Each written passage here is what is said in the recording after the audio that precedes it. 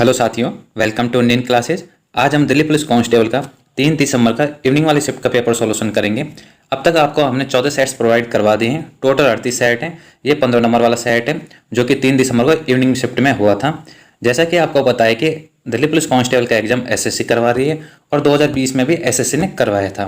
तो एसएससी का जो ट्रेंड होता है वो ये रहता है कि जो प्रीवियस ईयर क्वेश्चन होते हैं उनसे इर्द गिर्द ही आपसे क्वेश्चन पूछती है। 90% क्वेश्चन उसी के अकॉर्डिंग आते हैं।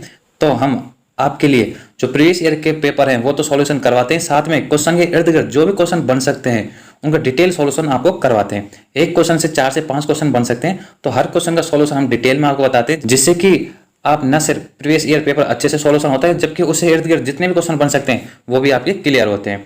तो ये आपके लिए इंपॉर्टेंट है। और जो ये सारी प्रीवियस ईयर की जो हमारी सीरीज चल रही है, ये सारे पेपर आपके लिए बहुत ही इंपॉर्टेंट है। सारी वीडियो आपको अच्छे से देखनी है अगर आपको दिल्ली पुलिस कांस्टेबल का एग्जाम क्रैक करना है, वो भी एक सटीक रणनीति से। इन पेपर्स के आपको पीडीएफ चाहिए तो वो वीडियो के अंत में बता दूँ कहाँ से आपको डाउनलोड करनी है। और दिल्ली पुलिस कांस्टेबल से रिलेटेड कोई भी आपकी इंक्वायरी हो तो आप इंडियन क्लासेज के इंस्टाग्राम अकाउंट है तो उस पर आप मेरे को मैसेज कर सकते हैं, मैं आपका रिप्लाई जरूर करूंगा। चाहे वो डॉक्यूमेंट से रिलेटेड हो, चाहे कोई क्वेश्चन हो, या फिर आपको कोई मैथ रीजनिंग का कोई क्वेश्चन हो जो आपसे सॉल्व नहीं हो रहा, तो वो आप मेरे को सेंड कर सकते हो।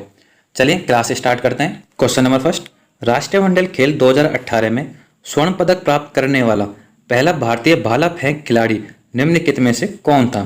तो इसका राइट आंसर हो जाएगा ऑप्शन नंबर 4, नीरज चोपड़ा। 21वें राष्ट्रमंडल खेलों का आयोजन गोल्ड कोस्ट क्वींसलैंड ऑस्ट्रेलिया में 4 से 15 अप्रैल के बीच में 2018 को संपन्न हुआ। इसमें नीरज चोपड़ा ने पहली बार भारत को भाला फेंक स्पर्धा में स्वर्ण पदक दिलाया। भारत ने इस राष्ट्रमंडल खेल में समग्र 66 पदक जीते, जिसमें 26 स्वर्ण, 20 रजत तथा 20 कांस्य पदक शामिल हैं। 20 जुलाई 2022 से 8 अगस्त 2022 के मध्य 22वें राष्ट्रमंडल खेलों का आयोजन बर्मिंघम इंग्लैंड में किया गया। इसके पदक तालिका में 178 पदक के साथ ऑस्ट्रेलिया प्रथम स्थान तथा 61 पदक के साथ भारत चौथे स्थान पर था। तो 22वें राष्ट्रमंडल का आयोजन कहाँ पे हुआ है? अभी जो पिछले साल हुआ था बर्मिंघम इंग्लैंड में हुए थे। और भारत का कौन सा स्थान था? चौथे स्थान। कितने पदक जीते? 61। और अभी नीरज चोपड़ा ने ओलंपिक में स्वर्ण पदक भी जीता है, जैसा आपको पता है। क्वेश्चन नंबर 2, पत्तियों के रंध्रों से जल वाष्प के रूप में जल अणुओं का वाष्पीकरण कहलाता है। तो क्या कहलाता है? इसका राइट आंसर हो जाएगा ऑप्शन नंबर 4, वाष्प उत्सर्जन। पेड़ पौधे मिट्टी से जिस जल का अवशोषण करते हैं उसके केवल थोड़े से ही अंश का ही पादप में उपयोग होता है। शेष अधिकांश जल पत्तियों के रंध्रों से जल वाष्प के रूप में जल अणुओं का वाष्पीकरण होता है। पौधों में होने वाली यह क्रिया वाष्प उत्सर्जन कहलाती है। वाष्प उत्सर्जन के दर को पोटोमीटर नामक यंत्र से मापा जाता है। क्वेश्चन नंबर 3, वन्य जीव संरक्षण अधिनियम 1972 के अनुसार लंबी चोंच वाला गिद्ध, जिसे सामान्यतः भारतीय गिद्ध के नाम से जाना जाता है, वह अगस्त 2020 तक में सम्मिलित था। तो किस में सम्मिलित था? अनुसूची फर्स्ट में। इसका राइट आंसर हो जाएगा ऑप्शन नंबर फर्स्ट। वन्य जीव संरक्षण अधिनियम 1972 के तहत विभिन्न पौधों और जानवरों की सुरक्षा की स्थिति को 6 अनुसूचियों के तहत विभाजित किया गया है।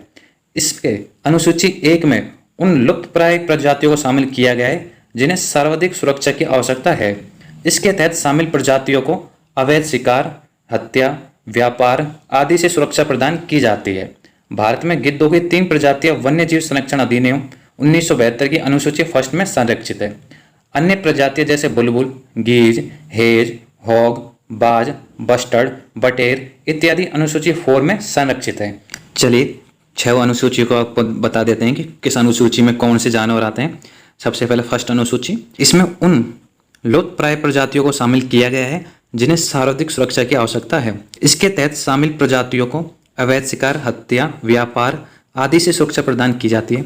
इस अनुसूची के तहत कानून का उल्लंघन करने वाले व्यक्ति को सबसे कठोर दंड दिया जाता है। इस अनुसूची के तहत शामिल प्रजातियों के पूरे भारत में शिकार करने पर प्रतिबंध है, सिवाय ऐसी स्थिति के जब वे मानव जीवन के लिए खतरा हो अथवा वे ऐसी बीमारी से पीड़ित हो जिससे ठीक होना संभव नहीं है।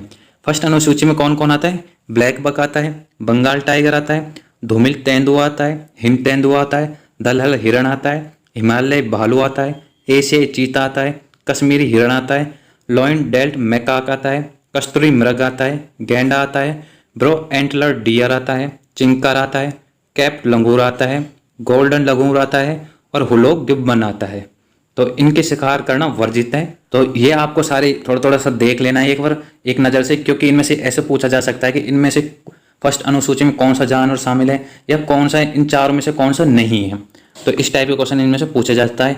सेकंड अनुसूची की बात कर लेते हैं।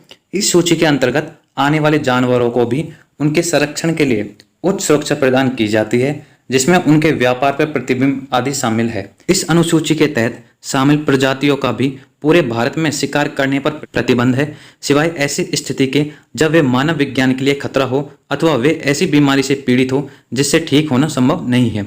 इस सूची के तहत ये जानवर शामिल है जैसे कि असमिया मैकाक, पिग डेल्ट मैकाक और stump tailed macaque, Bengal Hanuman लंगूर, Himalaya black bear, Himalayan salamander, सियार, उड़ने वाली गिलहरी, विशाल गिलहरी, स्पर्म व्हेल, भारतीय कोबरा या किंग कोबरा। ये अनुसूची सेकंड में आते हैं। अब अनुसूची थर्ड देख लेते हैं। अनुसूची थर्ड और फोर्थ इन दोनों को देख लेते हैं क्योंकि इन दोनों में सेम नियम है। जानवरों की वे प्रजातियां जो संकटग्रस्त नहीं है उन्हें अनुसूची थर्ड और फोर्थ के अंतर्गत शामिल किया गया है। इसमें प्रतिबंधित शिकार वाली संरक्षित प्रजातियां शामिल हैं, लेकिन किसी भी उल्लंघन के लिए दंड पहली दो अनुसूची की तुलना में कम है। मतलब इसमें भी जानवरों का प्रतिबंधित है शिकार करना, लेकिन इसमें क्या है कि जो इसका अगर उल्लंघन करते हैं तो पहले और फर्स्ट और सेकंड अनुसूची में जो जानवर हैं उनमें ज़्यादा दंड दिया जाता है, थर्ड और फोर्थ में कम दंड दिया जाता है। अनुसूची थर्ड के तहत संरक्षित जानवरों में शामिल है चींटीदार हिरण, नीली भेड़, लकड़बग्गा, नील गाय, सांवर या जिसे हिरण बोलते हैं, स्पंज। और अनुसूची जो 4 में है वो उसमें शामिल है राजहंस, खरगोश, फाल्कन, किंगफिशर, नीलकंठ पक्षी और हॉर्सो क्रब।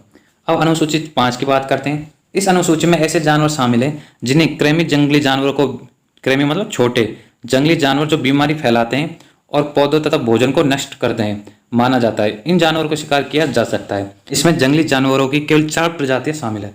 अनुसूची में 5 में सिर्फ 4 प्रजातियां शामिल है, एक कौवा, एक फ्रूट्स बैट्स, एक मूसक, एक चूहा। अब अनुसूची 6 की बात करते हैं। यह निर्दिष्ट पौधों की खेती को विनियमित करता है और उनके कब्जे, बिक्री और परिवहन को प्रतिबंधित करता है। निर्दिष्ट पौधों की खेती और व्यापार दोनों ही सक्षम प्राधिकारी की पूर्व अनुमति से ही किया जा सकता है। अनुसूची 6 के तहत संरक्षित पौधों में शामिल है साइकस बेडडोमी, ब्लू वांडा या ब्लू आर्किड, रेड वांडा या रेड आर्किड, कोतू जिसे सोसोरिया लंपा बोलते हैं, स्लीपर आर्किड और पिक्चर प्लांट जिसे नेफेथेंस खासियन बोलते हैं। तो अनुसूची 6 में पेड़ पौधे आते हैं, इनको हम ना तो बेच सकते हैं, नहीं खरीद सकते, नहीं परिवहन कर सकते। तो ये 6 अनुसूचियां हैं। मोस्टली क्वेश्चन फर्स्ट अनुसूची में से ही पूछा जाता है, तो आप फर्स्ट अनुसूची को अच्छे से देख लें। क्वेश्चन नंबर 4, निम्नलिखित में से किसने मजब उल बहरीन नामक पुस्तक का लेखन किया है? तो इसका राइट आंसर हो जाएगा ऑप्शन नंबर 2 दारा शिकोह ने। दारा शिकोह ने उपनिषदों का फारसी में अनुवाद सिर ए अकबर नाम से किया था। सिर ए अकबर का अर्थ सबसे बड़ा रहस्य है। शाहजहां और मुमताज महल के सबसे बड़े पुत्र दारा शिकोह ने 52 उपनिषदों का फारसी में अनुवाद किया। दारा को उसकी सहिष्णुता एवं उदारता के लिए लेनपुल ने उसे लघु अकबर कहा है। शाहजहां ने दारा को साहब बुलंद इकबाल की उपाधि प्रदान किया था। दारा ने एक मौलिक पुस्तक मजब उल बहरीन, जिसका अर्थ होता है 2 समुद्रों का संगम, की भी रचना किया था। तो शाहजहां ने दारा शिकोह को किसकी उपाधि दी है? साहब बुलंद इकबाल। और लेनपुल ने क्या कहा है दारा शिकोह को? लघु अकबर। क्वेश्चन नंबर 5, भारतीय संविधान केंद्र सरकार को कितने प्रकार की निधियां प्रदान करता है? तो इसका राइट आंसर हो जाएगा ऑप्शन नंबर 2 3 प्रकार की निधियां प्रदान करता है। भारतीय संविधान केंद्र सरकार को 3 प्रकार की निधियां प्रदान करता है। पहली है संचित निधि, दूसरी है आकस्मिक निधि और तीसरी है लोक लेखा या निधि। तो फर्स्ट संचित निधि में क्या आता है? संविधान के अनुच्छेद 266 फर्स्ट के अनुसार सरकार को मिलने वाली सभी राजस्व जैसे सीमा शुल्क, उत्पाद शुल्क, आयकर संपदा कर व अन्य कर एवं शुल्क और सरकार द्वारा दिए गए ऋणों की वसूली से जो धन प्राप्त होता है वे सभी संचित निधि में जमा किए जाते हैं। दूसरा होता है आकस्मिक निधि। संविधान के अनुच्छेद 267 के अनुसार संसद को एक निधि स्थापित करने की शक्ति दी गई है। देश की आकस्मिक जरूरतों को पूरा करने के लिए राष्ट्रपति द्वारा इस निधि से सरकार को धन उपलब्ध कराया जाता है। तीसरी निधि है लोक लेखा या निधि। संविधान के अनुच्छेद 266(2) के तहत भारत सरकार द्वारा या उसकी ओर से प्राप्त सभी अन्य लोक धनराशियां, जैसे कि भारत की संचित निधि के अंतर्गत आने वाली निधि को छोड़कर भारत के लोक लेखा या निधि में जमा की जाती है। क्वेश्चन नंबर 6, किसी म्यूचुअल फंड निवेश द्वारा उसके आधार सूचकांक या बेंचमार्क इंडेक्स से अधिक लाभ अर्जित करने पर दोनों लाभों के बीच का अंतर निम्नलिखित में से क्या कहलाता है? तो क्या कहलाता है? इसका राइट आंसर हो जाएगा ऑप्शन नंबर 4 अल्फा।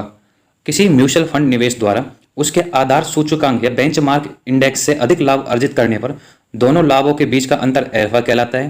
ज्ञातव्य है कि म्यूचुअल फंड एक प्रकार का सामूहिक निवेश होता है।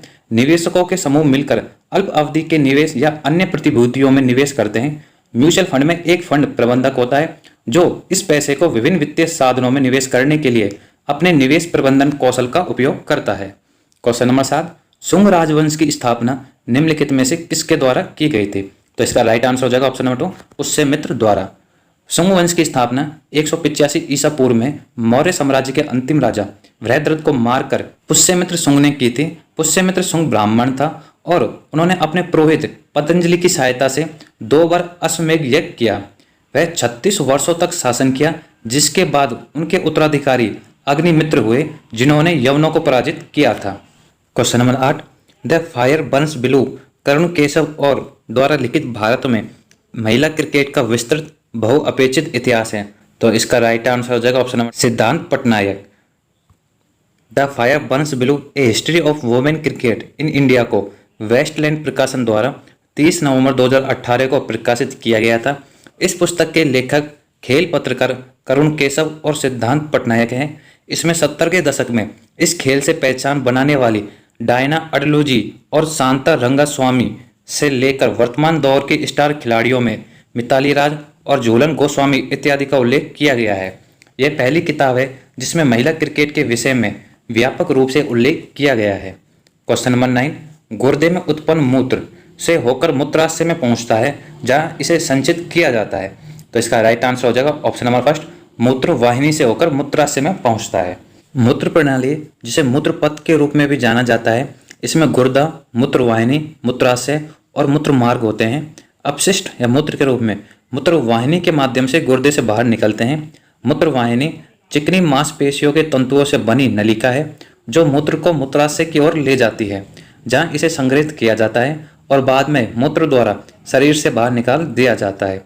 महिला एवं पुरुष मूत्र प्रणाली बहुत समान है, केवल मूत्र मार्ग की लंबाई में भिन्नता होती है। क्वेश्चन नंबर 10, नई लोकसभा निर्वाचित होने के उपरांत वर्तमान लोकसभा के अंतिम सत्र हेतु निम्नलिखित में से कौन सा शब्द प्रयोग किया जाता है? तो इसका राइट आंसर हो जाएगा ऑप्शन नंबर 2, लेम डक। लंगड़ा बतख सत्र, लेम डक सीजन, इससे तात्पर्य एक नई लोकसभा के निर्वाचित होने के बाद मौजूदा लोकसभा के अंतिम सत्र से है। मौजूदा लोकसभा के ऐसे सदस्य जो नई लोकसभा के लिए फिर से निर्वाचित नहीं हो सके, उन्हें लंगड़ा बतख सदस्य कहा जाता है या लेम डक मेंबर कहा जाता है। क्वेश्चन नंबर 11, भारतीय सेना के इतिहास में फील्ड मार्शल का सर्वोच्च पद धारण करने का श्रेय निम्नलिखित में से किसे है? तो इसका राइट आंसर हो जाएगा ऑप्शन नंबर 3, के.एस. करियप्पा। 15 जनवरी 1949 ईस्वी को field marshal Kodandera M Cariappa, जो उस समय लेफ्टिनेंट जनरल थे, ने जनरल फ्रांसीसी बूचर से भारतीय सेना के पहले भारतीय कमांडर इन चीफ के रूप में पदभार ग्रहण किया। वह फील्ड मार्शल के 5 स्टार रैंक रखने वाले केवल 2 भारतीय सेना अधिकारियों में से एक थे। करियप्पा को फील्ड मार्शल का पद 1986 ईस्वी में एवं भारत का पहला फील्ड मार्शल पद सैम मानेकशॉ को 1973 ईस्वी में प्रदान किया गया था।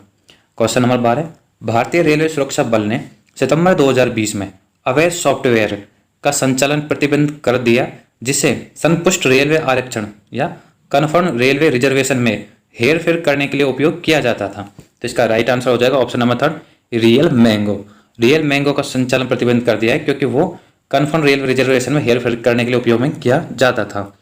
रेलवे सुरक्षा बल, जिसे रेलवे प्रोटेक्शन फोर्स बोलते हैं, आरपीएफ, ने एक देशव्यापी अन्वेषण में एक अवैध सॉफ्टवेयर रियल मैंगो, जिसका उपयोग रेलवे में आरक्षण की पुष्टि के लिए किया जाता है, के संचालन को प्रतिबंधित कर दिया है। सॉफ्टवेयर को पहले रेयर मैंगो के नाम से संचालित किया जा रहा था, बाद में जिसका नाम बदलकर रियल मैंगो कर दिया गया। आरपीएफ की फील्ड इकाइयों द्वारा 9 सितंबर 2020 को अवैध सॉफ्टवेयर के संचालन का पता लगाया गया था। क्वेश्चन नंबर 13, शिवाजी के शासनकाल में निम्नलिखित में से कौन सा कर वसूल किया जाता था? तो इसका राइट आंसर हो जाएगा ऑप्शन नंबर 2, सरदेशमुखी कर। शिवाजी ने जागीरदारी प्रणाली को समाप्त कर इसे रैयतवाड़ी प्रणाली में बदल दिया तथा वंशानुगत राजस्व अधिकारियों की स्थिति में परिवर्तन किया, जिन्हें देशमुख, देशपांडे, पाटिल एवं कुलकर्णी के नाम से जाना जाता था। चौथ और सरदेशमुखी कर आय के अन्य स्रोत थे। चौथ कुल राजस्व का 1/4 भाग था, जिसे गैर मराठा क्षेत्रों में मराठा आक्रमण से बचने के बदले में वसूला जाता था। सरदेशमुखी कर आय या उपज का 10% होता था। क्वेश्चन नंबर 14, हिंदुस्तानी शास्त्रीय संगीत की किसी रचना में रचना के द्वितीय भाग को निर्दिष्ट करता है? तो इसका राइट आंसर हो जाएगा ऑप्शन नंबर 4, अंतरा रचना के द्वितीय भाग को। गीत के प्रथम भाग को स्थाई कहते हैं। ज्यादातर स्थाई मध्य सप्तक और मंद सप्तकों में होता है। गीत के दूसरे भाग को अंतरा कहा जाता है। यह मध्य सप्तक के ग में या पै से शुरू होकर तार सप्तक में जाता है। अंतरा कभी तार सप्तक पे रुक जाता है और कभी मध्य सप्तक के मध्यम या पंचम तक चला जाता है। क्वेश्चन नंबर 15, निम्नलिखित में से किसने 1858 में झांसी के किले की घेराबंदी की थी? तो इसका राइट आंसर हो जाएगा ऑप्शन नंबर फर्स्ट, सर रोज ने। रानी लक्ष्मीबाई भारतीय स्वतंत्रता संग्राम के बहादुर योद्धाओं में से एक थी। वर्ष 1853 में जब झांसी के शासक महाराजा गंगाधर राव की मृत्यु हुई तो लॉर्ड डलहौजी ने गोद लिए बच्चे को सिंहासन के विधिक उत्तराधिकारी के रूप में स्वीकार करने से इनकार कर दिया और वियपगत का सिद्धांत को लागू कर दिया। वर्ष 1858 में सर रोज ने झांसी के किले की घेराबंदी कर दिया। रानी लक्ष्मीबाई ने अपने साम्राज्य को विलय से बचाने के लिए अंग्रेजों के खिलाफ बहादुरी से लड़ाई लड़ी, जिनकी 17 जून 1858 को युद्ध के मैदान में लड़ते हुए मृत्यु हो गई। क्वेश्चन नंबर 16, मध्यकालीन भारत में ब्रह्म उदय शब्द का प्रयोग किस लिए हेतु किया जाता था? तो इसका राइट आंसर हो जाएगा ऑप्शन नंबर फर्स्ट, भूमि के उपहार हेतु। 9वीं शताब्दी में चोल वंश पल्लवों के ध्वंस अवशेषों पर स्थापित हुआ। इस वंश के संस्थापक विजय आल्य 850 से 871 ईस्वी तक थे, जिनकी राजधानी तंजाय या तंजावुर था। विजयालय ने नरकेसरी की उपाधि धारण की और निशम सूदनी देवी का मंदिर बनवाया। चोल काल में भूमि के प्रकार निम्न है। एक तो है वेलन वगाई, गैर ब्राह्मण किसानों की भूमि। दूसरा है ब्रह्मोदय, जिसे ब्राह्मणों को उपहार में दी गई भूमि। तीसरा है साला भोग, जैसे किसी विद्यालय के रख रखाव की भूमि। तो ब्रह्मोदय किसके हो गया? जो उपहार में दी गई भूमि होते हैं। क्वेश्चन नंबर 17, महासागरों के अध्ययन से जुड़ा संगठन the international union for conservation of nature and mission blue द्वारा अंडमान निकोबार एवं लक्षद्वीप समूह को का नाम दिया गया। तो क्या नाम दिया गया है? Hop sports. तो इसका राइट आंसर हो जाएगा ऑप्शन नंबर 3, हॉप स्पोर्ट्स। ऐसे विशिष्ट समुद्री पारिस्थितिकी तंत्र वाले क्षेत्र हैं जिन्हें उनके महत्वपूर्ण जलीय अधिवासों एवं समुद्री जैव विविधता के संदर्भ में संरक्षण की विशेष आवश्यकता है। महासागरों के अध्ययन से जुड़ा संगठन the international union for conservation of nature and mission blue द्वारा अंडमान निकोबार एवं लक्षद्वीप समूह को हॉप स्पोर्ट्स घोषित किया गया है। ज्ञातव्य है कि प्रसिद्ध अमेरिकी समुद्री विज्ञानी सिल्विया अर्ल द्वारा स्थापित वैश्विक पहल मिशन ब्लू समुद्री पारिस्थितिकी सुरक्षा हेतु हॉप स्पोर्ट्स का वैश्विक नेटवर्क तैयार कर रही है। क्वेश्चन नंबर 18, मदिकेरी पर्वतीय स्थल निम्नलिखित में से किस राज्य में स्थित है? तो इसका राइट आंसर हो जाएगा ऑप्शन नंबर 3, कर्नाटक राज्य में। मदिकेरी कर्नाटक के कोडगु जिले में स्थित है। भारत के स्कॉटलैंड के नाम से मशहूर एक खूबसूरत पहाड़ी नगर है। इसका नाम यहाँ के पहले शासक मुत्तु राजा के नाम पर पड़ा। कर्नाटक का यह पर्वतीय स्थल समुद्री तल से 1452 मीटर की ऊंचाई पर है।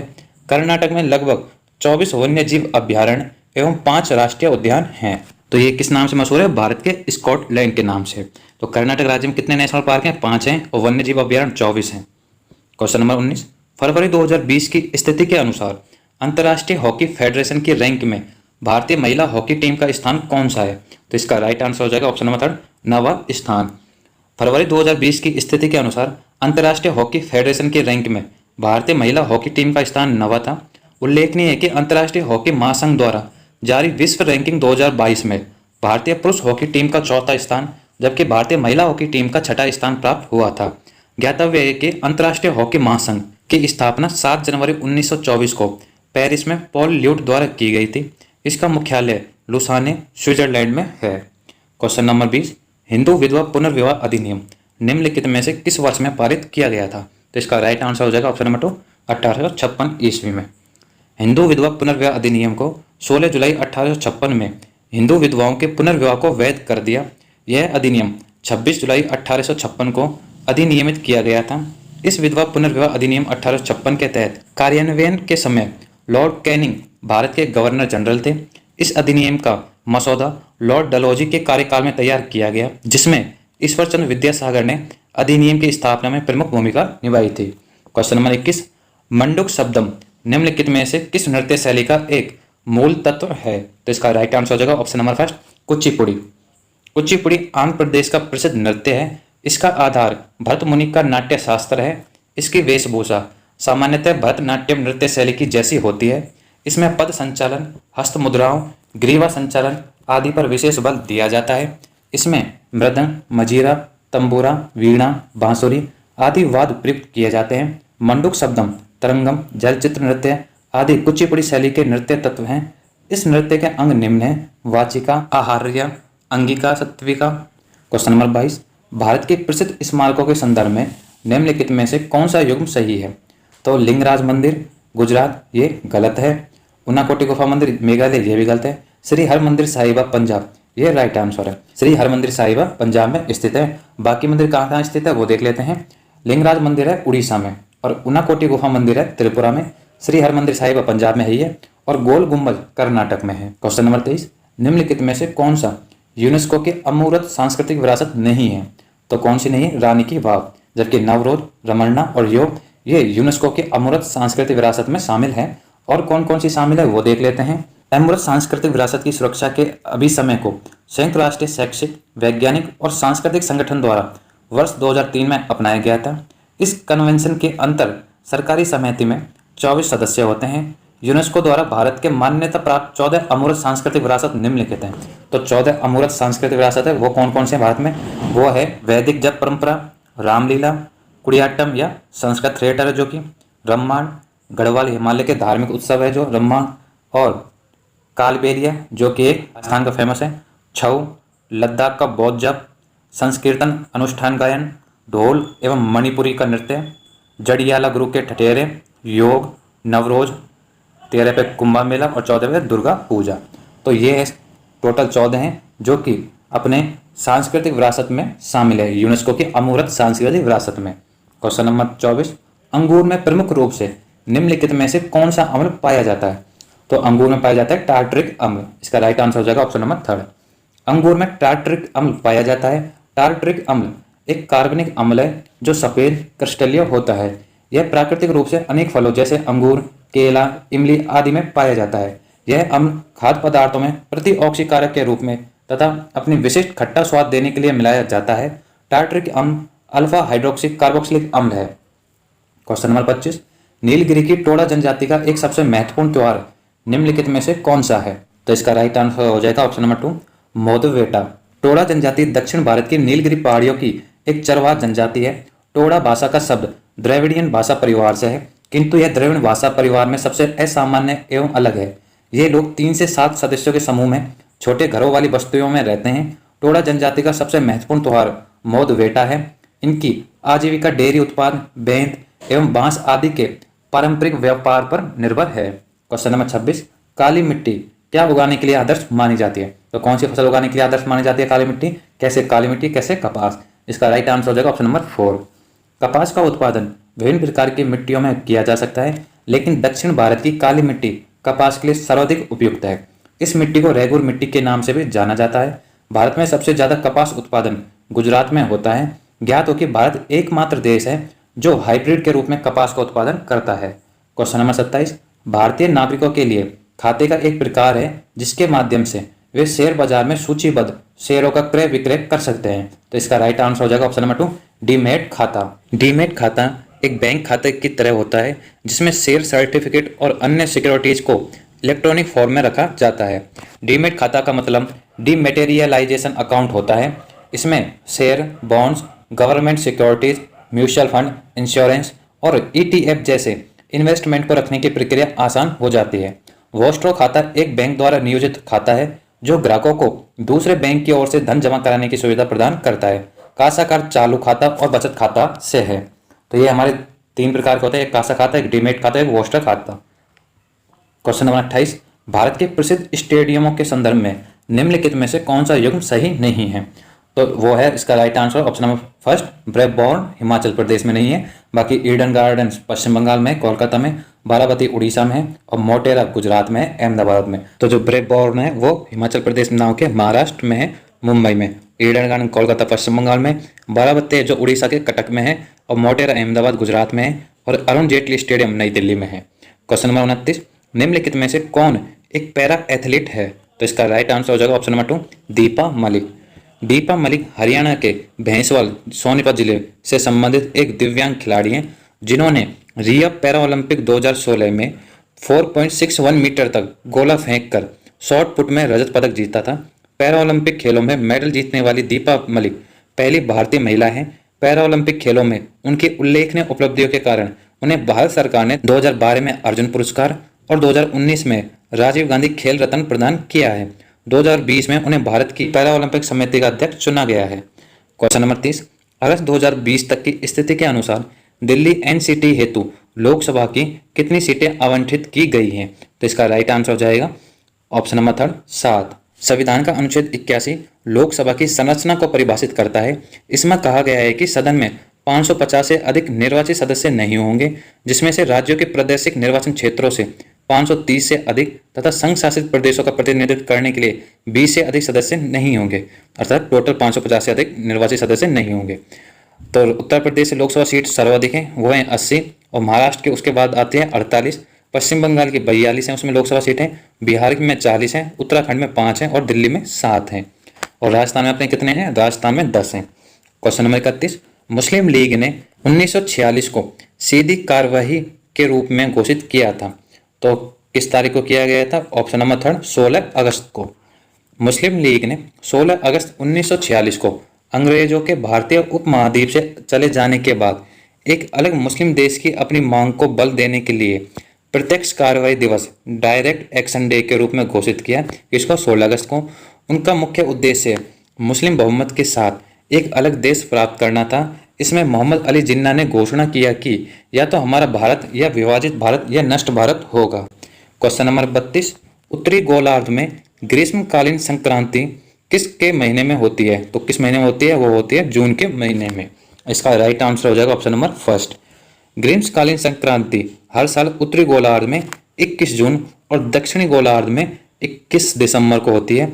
इसके विपरीत गोलार्ध में इन्हीं तारीखों को शीतकालीन संक्रांति के रूप में जाना जाता है, अर्थात उत्तरी गोलार्ध में शीतकालीन संक्रांति 21 दिसंबर को और दक्षिण गोलार्ध में शीतक्रांति हो जाएगी 21 जून को। प्रत्येक उष्ण कटिबंध पर वर्ष में एक बार दोपहर के समय सूर्य का प्रकाश लंबवत पड़ता है।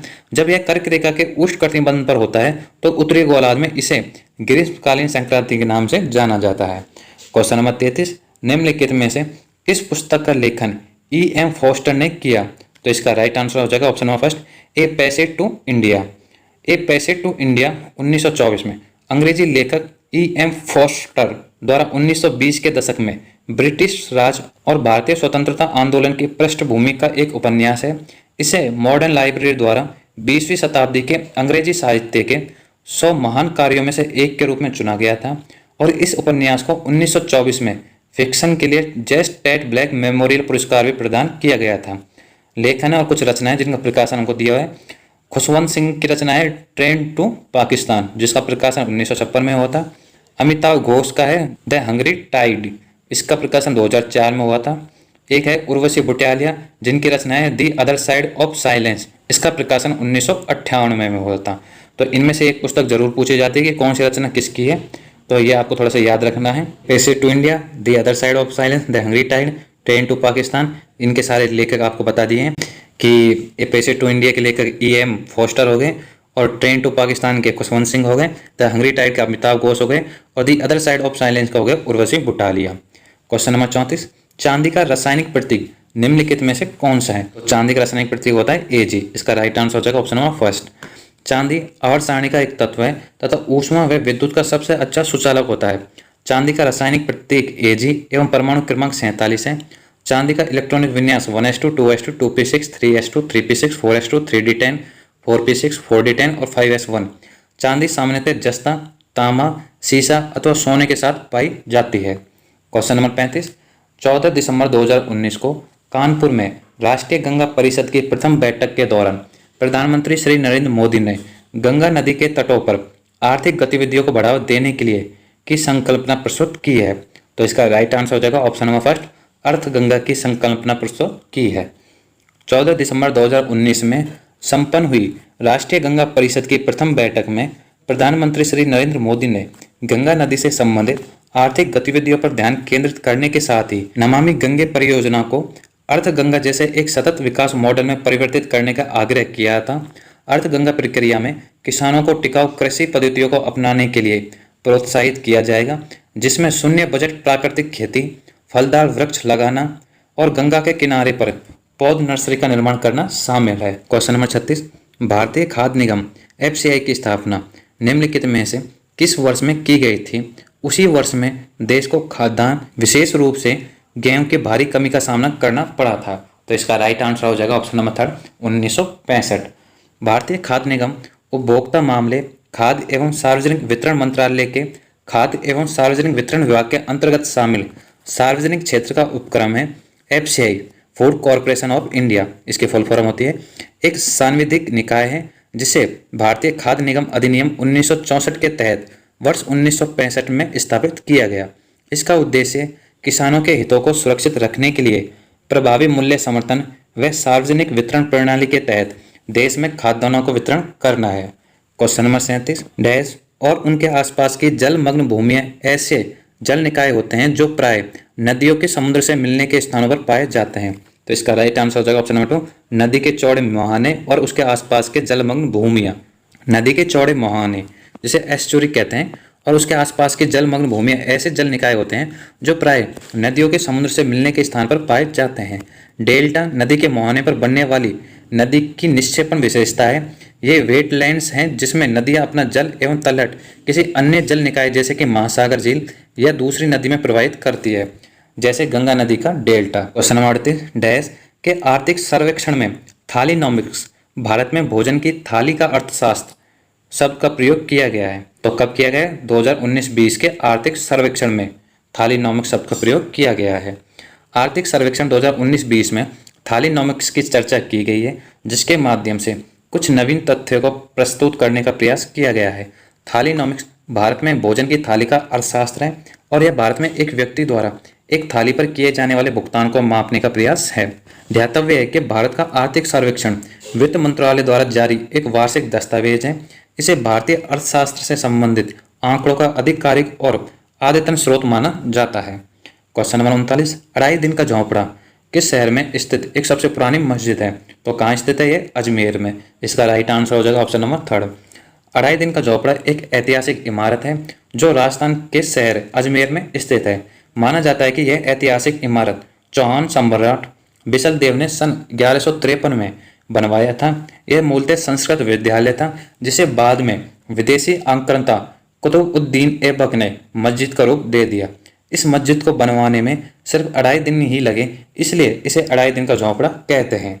क्वेश्चन नंबर 40, निम्नलिखित में से कौन सा हड़प्पा कालीन स्थल गुजरात में स्थित नहीं है? तो धौलावीरा स्थित है, रंगपुर भी स्थित है और लोथल भी। अमरी नहीं है। तो इसका राइट आंसर हो जाएगा ऑप्शन नंबर 3। हड़प्पा रावी नदी के किनारे पंजाब के मोंटगोमरी जिले में स्थित है। इसकी खुदाई दयाराम साहनी के नेतृत्व में 1921 में हुई थी। अब जो प्रमुख हड़प्पा कालीन स्थल है और संबंधित राज्य हैं वो देख लेते हैं। लोथल गुजरात में, रंगपुर गुजरात में, धौलावीरा गुजरात में, बनवाली हरियाणा में है, रोपड़ पंजाब में और आलमगीरपुर उत्तर प्रदेश में है और अमरी सिंध में है, जो कि पाकिस्तान का जिला है। क्वेश्चन नंबर 41, पारसेक निम्नलिखित में से किसका मात्रक है? तो वो है लंबाई का। इसका राइट आंसर हो जाएगा ऑप्शन नंबर 1। अंतर्राष्ट्रीय मात्रक पद्धति SI यूनिट को 1960 ईस्वी में अंतर्राष्ट्रीय माप तोल के अधिवेशन के रूप में स्वीकार किया गया था। इस पद्धति में मूल मात्रकों की संख्या 7 है, जैसे लंबाई का मीटर, भार का किलोग्राम, समय का सेकंड मात्रक है। पारसेक लंबाई की खगोलीय इकाई है। इसका प्रयोग खगोल शास्त्र में होता है। एक पारसेक बराबर होता है 3.26 प्रकाश वर्ष होता है। क्वेश्चन नंबर 42, नोबेल पुरस्कारों के संदर्भ में निम्नलिखित में से कौन सा युग्म सही नहीं है? तो कौन सा सही नहीं है? वो ऑप्शन नंबर 3 सही नहीं है। चंद्रशेखर वेंकट रमन, जो कि चिकित्सा में मिला है, जबकि इनको चिकित्सा में नहीं मिला है। इनको किस में मिला है? इनको भौतिकी क्षेत्र में मिला है। तो नोबेल पुरस्कार नोबेल फेडरेशन द्वारा स्वीडन के वैज्ञानिक अल्फ्रेड नोबेल की याद में दिया जाता है, जो शांति, साहित्य, भौतिकी, चिकित्सा, अर्थशास्त्र और रसायन क्षेत्र में दिया जाता है। भारतीय नोबेल पुरस्कार प्राप्तकर्ता ये हैं और उनका क्षेत्र ये हैं। तो रविंद्रनाथ टैगोर को मिला है किस क्षेत्र में? साहित्य के क्षेत्र में। चंद्रशेखर वेंकट रमन को मिला है भौतिकी में और मदर टेरेसा को मिला है शांति में और सुब्रमण्यम चंद्रशेखर को मिला है भौतिकी क्षेत्र में, अमर्त्य सेन को मिला है अर्थशास्त्र में, वेंकट रामकृष्ण को मिला है रसायन में और कैलाश सत्यार्थी को मिला है शांति में। क्वेश्चन नंबर 43, सितंबर 2020 में द्वारा पंच सितारा ग्राम या 5 स्टार विलेजेज योजना प्रारंभ की गई थी। तो किसके द्वारा की गई थी? वो की गई थी भारतीय डाक द्वारा। इसका राइट आंसर हो जाएगा ऑप्शन नंबर फर्स्ट। भारतीय डाक विभाग संचार मंत्रालय ने 5 स्टार विलेज नामक एक योजना की शुरुआत सितंबर 2020 में किया था। यह योजना दूर दराज के गांवों में सार्वजनिक जागरूकता और डाक उत्पादों और सेवाओं के पहुंच के अंतराल को कम करता है। इसका उद्देश्य देश के ग्रामीण क्षेत्रों में प्रमुख डाक योजनाओं का सार्वभौमिक कवरेज सुनिश्चित करता है। क्वेश्चन नंबर 44, भारत के राष्ट्रपति की एक वैधानिक शक्ति निम्नलिखित में से कौन सी है? तो कौन सी है वह? वो है ऑप्शन नंबर 4, वह प्रत्येक आम चुनाव के उपरांत संसद के प्रथम सत्र के अधिवेशन को संबोधित कर सकते हैं। बाकी फर्स्ट, सेकंड और थर्ड नहीं है। राष्ट्रपति की वैधानिक शक्ति निम्न है। भारत के राष्ट्रपति प्रत्येक आम चुनाव के बाद पहले सत्र की शुरुआत में राज्यसभा और लोकसभा दोनों को संबोधित करते हैं। जब आम चुनाव के उपरांत संसद के प्रथम सत्र के अधिवेशन में सभी नवनिर्वाचित सदस्य एकत्र होते हैं। राष्ट्रपति संसद के दोनों सदनों की बैठक को संबोधित करते हैं। अनुच्छेद 87। राष्ट्रपति को अध्यादेश जारी करने की शक्ति होती है। अनुच्छेद 123। नंबर 45, आरबीआई अधिनियम 1934 की किस अनुसूची के अंतर्गत शामिल बैंकों को अनुसूचित वाणिज्यिक बैंक कहा जाता है? तो इसका राइट आंसर हो जाएगा ऑप्शन नंबर 2, दूसरी अनुसूची के अंतर्गत शामिल बैंकों को। भारतीय बैंकिंग प्रणाली में बैंकों को अनुसूचित बैंकों, गैर अनुसूचित बैंकों, निजी बैंकों और सार्वजनिक बैंकों के रूप में उपवर्गीकृत किया गया है। अनुसूचित बैंक वे बैंक हैं जो भारतीय रिजर्व बैंक अधिनियम 1934 की अनुसूची सेकंड के तहत सूचीबद्ध है। रिजर्व बैंक इस अनुसूची में केवल उन बैंकों को ही शामिल करता है जो उपर्युक्त अधिनियम की धारा 42(6) के मापदंडों को पूर्ण करता हो। कुछ अनुसूचित बैंक निम्न हैं: भारतीय स्टेट बैंक, इलाहाबाद बैंक और bank of India. Question number 46, भारतीय संविधान के किस अनुच्छेद के अंतर्गत केंद्र सरकार द्वारा अनुमानित प्राप्तियों और व्यय का वार्षिक वित्तीय विवरण संसद के दोनों सदनों के समक्ष प्रस्तुत किया जाना अनिवार्य किया गया है? तो कौन से अनुच्छेद के अंतर्गत? अनुच्छेद 112। इसका राइट आंसर हो जाएगा ऑप्शन नंबर 2। संविधान के अनुच्छेद 112 के अनुसार एक वर्ष के केंद्रीय बजट को वार्षिक वित्तीय विवरण कहा जाता है। यह एक वित्तीय वर्ष में सरकार की अनुमानित प्राप्तियों और व्यय का विवरण है जो चालू वर्ष में 1 अप्रैल से शुरू होकर अगले वर्ष के 31 मार्च को समाप्त होता है। संविधान के अनुच्छेद 112 फर्स्ट के अनुसार राष्ट्रपति को यह सुनिश्चित करने की जिम्मेदारी सौंपी जाती है कि संसद के दोनों सदनों के समक्ष व्यय का वार्षिक विवरण रखा जाए। क्वेश्चन नंबर 47, शब्द अनसिट्रल UNCITRAL का पूर्ण रूप है? तो इसके फुल फॉर्म होती है। Option number 4, United nation commission on international trade law. UNCTRAL अनसिट्रल का पूर्ण रूप United nation on international trade law संयुक्त राष्ट्र अंतर्राष्ट्रीय व्यापार विधि आयोग है। अनसिट्रल प्रारूप कानूनों को लगभग 44 देशों में लागू किया गया है, इसलिए इसमें सीमा पार ऋण शोधन से जुड़े मुद्दों को निपटने के लिए अंतर्राष्ट्रीय स्तर पर सर्वश्रेष्ठ परंपराओं को शामिल किया गया है। विदेशी निवेशकों के बीच अधिक विश्वास पैदा करना, घरेलू ऋण शोधन कानून के साथ मजबूती से जुड़ना और अंतर्राष्ट्रीय सहयोग के लिए मजबूत तंत्र कायम करना इसकी अन्य विशेषताओं में शामिल है। क्वेश्चन नंबर 48, बंगाल के गवर्नर जनरल को निम्नलिखित में से किस अधिनियम द्वारा भारत का गवर्नर जनरल बनाया गया था? तो किस अधिनियम के द्वारा? चार्टर अधिनियम 1833 के द्वारा। इसका राइट आंसर हो जाएगा ऑप्शन नंबर 4।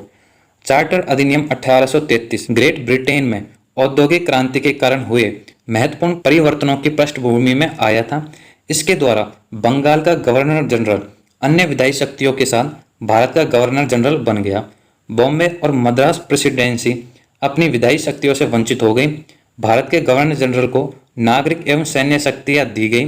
ज्ञातव्य है कि भारत के प्रथम गवर्नर जनरल विलियम बेंटिंक थे। क्वेश्चन नंबर 49, निम्नलिखित में से किस आर्थिक घटनाव्रत के अंतर्गत दोनों पक्षों में से प्रत्येक के पास वह वस्तुएं होती हैं जिनकी दूसरे पक्ष को आवश्यकता होती है, अतः वे बिना किसी मौद्रिक माध्यम के सीधे उन वस्तुओं का परस्पर आदान प्रदान कर लेते हैं? तो इसका राइट आंसर हो जाएगा ऑप्शन नंबर 4। कौन सी आर्थिक घटनाव्रत होती है? वो आवश्यकताओं का द्विसंपात। आवश्यकताओं का द्विसंपात आर्थिक घटनाव्रत के अंतर्गत दोनों पक्षों में से प्रत्येक के पास वह वस्तुएं होती हैं जिनकी दूसरे पक्ष की आवश्यकता होती है, अतः वे बिना किसी मौद्रिक माध्यम से सीधे उन वस्तुओं का परस्पर आदान प्रदान कर लेते हैं। जब हम किसी वस्तु के बदले दूसरी वस्तु प्राप्त करते हैं या देते हैं, यह वस्तु विनिमय कहलाता है। जैसे 2 बोरी गेहूं के बदले 1 गाय प्राप्त करना। क्वेश्चन नंबर 50, निम्नलिखित में से कौन सी पर्वत श्रृंखला दक्षिण अमेरिका में स्थित है? तो कौन सी स्थित है? वो है एंडीज। इसका राइट आंसर हो जाएगा ऑप्शन नंबर 3। एंडीज पर्वत श्रृंखला विश्व की सबसे लंबी महाद्वीपीय पर्वत श्रेणी है, जो दक्षिण प्रशांत महासागर के समांतर दक्षिण अमेरिका महाद्वीप में उत्तर से दक्षिण की ओर फैली हुई है। यह श्रृंखला व्यापारिक एवं पछुआ पवनों को रोककर क्रमशः अपने उत्तरी, पूर्वी तथा दक्षिण पश्चिम के पवनामुखी ढाल में वर्षा कराती है। गौरतलब है कि रॉकी उत्तर दक्षिण की ओर उत्तरी प्रशांत महासागर के समानांतर विस्तृत यह श्रेणी उत्तर अमेरिका महाद्वीप की सबसे बड़ी पर्वत श्रृंखला है। आल्प्स मध्य यूरोप की सबसे बड़ी पर्वतमाला है, जो यंग फोल्ड पर्वत का उदाहरण है। ग्रेट डिवाइडिंग पर्वत श्रृंखला ऑस्ट्रेलिया में पाया जाता है। तो एंडीज पर्वत श्रृंखला हमारे कहाँ पे हो गई? ये दक्षिण अमेरिका में हो गई। और रॉकी जो हमारे कहाँ पे हो गई? ये हमारे उत्तरी अमेरिका में हो गई। उत्तरी अमेरिका महाद्वीप की सबसे बड़ी पर्वत श्रृंखला है। आल्प्स मध्य यूरोप की हो गई, जिसे जो कि यंग फोल्ड पर्वत का उदाहरण है। और ग्रेट डिवाइडिंग पर्वत श्रृंखला ये ऑस्ट्रेलिया की है, जो कि ऑस्ट्रेलिया की सबसे बड़ी पर्वत श्रृंखला है। ये हमारा जीके पोर्शन कंप्लीट हो, जीके 50 क्वेश्चन। अब हम रीजनिंग वाले सेक्शन की बात करते हैं। रीजनिंग के 25 क्वेश्चन आते हैं। क्वेश्चन नंबर फर्स्ट, उस विकल्प का चयन कीजिए जिसका तीसरी संख्या से वही संबंध है जो संबंध दूसरी संख्या का पहली संख्या से। तो 5 का संबंध 35 से है, तो 19 का संबंध हो जाएगा 437 से। वो कैसे वो देख लेते हैं। जिस प्रकार जैसे 5 को हम 7 से मल्टीप्लाई करेंगे तो 35 आएगा। तो 5 के बाद 7 से क्यों कर रहे हैं? वो इसलिए कर रहे हैं क्योंकि 5 के बाद जो अभाज्य संख्या है वो 7 है। तो 5 × 7 35। ऐसे 19 × 23 करेंगे तो 437 आ जाएगा।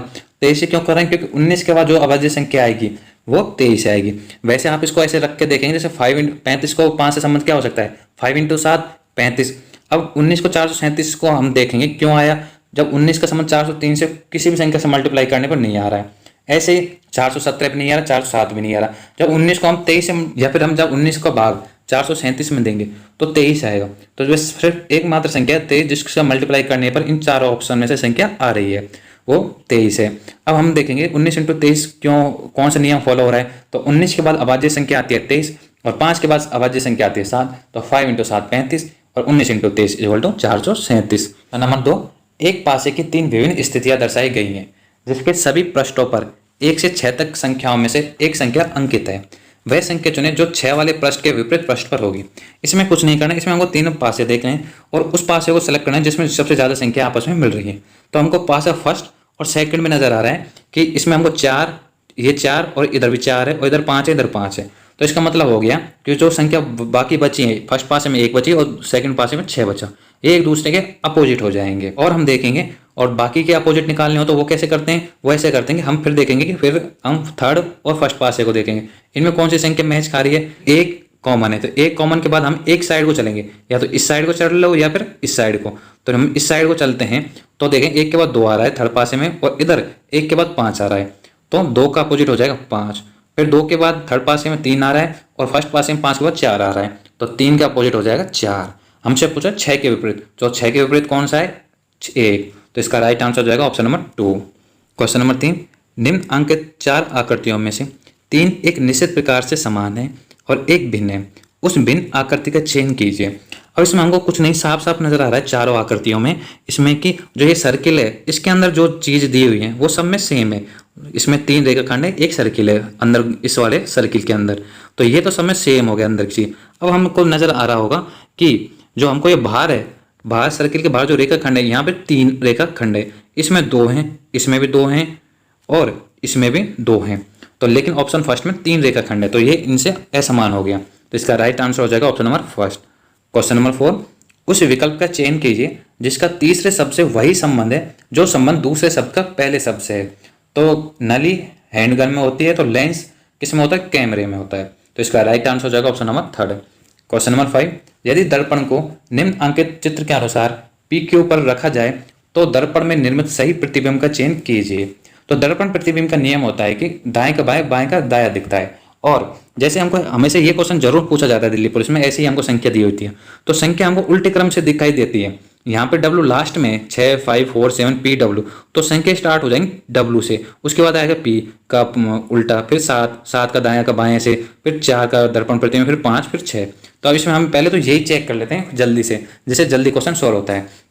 ये 6 से स्टार्ट हो रहा है तो ये गलत हो गया, क्योंकि W से स्टार्ट होगा, ये भी गलत हो गया, और हमारा फोर्थ भी गलत हो गया। तो कितने सिंपल तरीके से हमारा ये निकल जाता है, इसको हम तुरंत देख लेते हैं। तो जो राइट आंसर हो जाएगा ऑप्शन नंबर थर्ड हो जाएगा। W आ रहा है, फिर Q आ रहा है, फिर 7, फिर 4, फिर 5, फिर 6। तो इसका राइट आंसर हो जाएगा option number third. Question number 6, उस विकल्प आकृति का चयन कीजिए जो नीचे दी गई आकृति में अंतर्निहित है, घुमाने की अनुमति नहीं है। तो इसमें हमको ऑप्शन नंबर 2 नजर आ रही है।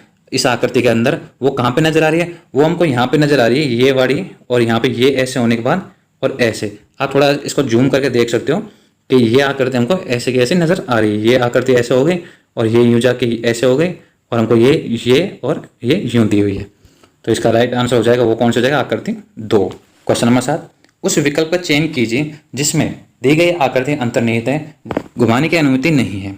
तो इससे ये आकृति हमको किस में नजर आ रही है, ये आकृति हमको ऐसे कैसे हमको ऑप्शन नंबर थर्ड में नजर आ रही है। वो कहाँ पे नजर आ रही है, वो हमको यहाँ पे नजर आ रही है कि ये सर्किल हो गया, उसके बाद ये सीधा जाने के बाद और यहाँ पे ये आयत हो गया, ये रखा।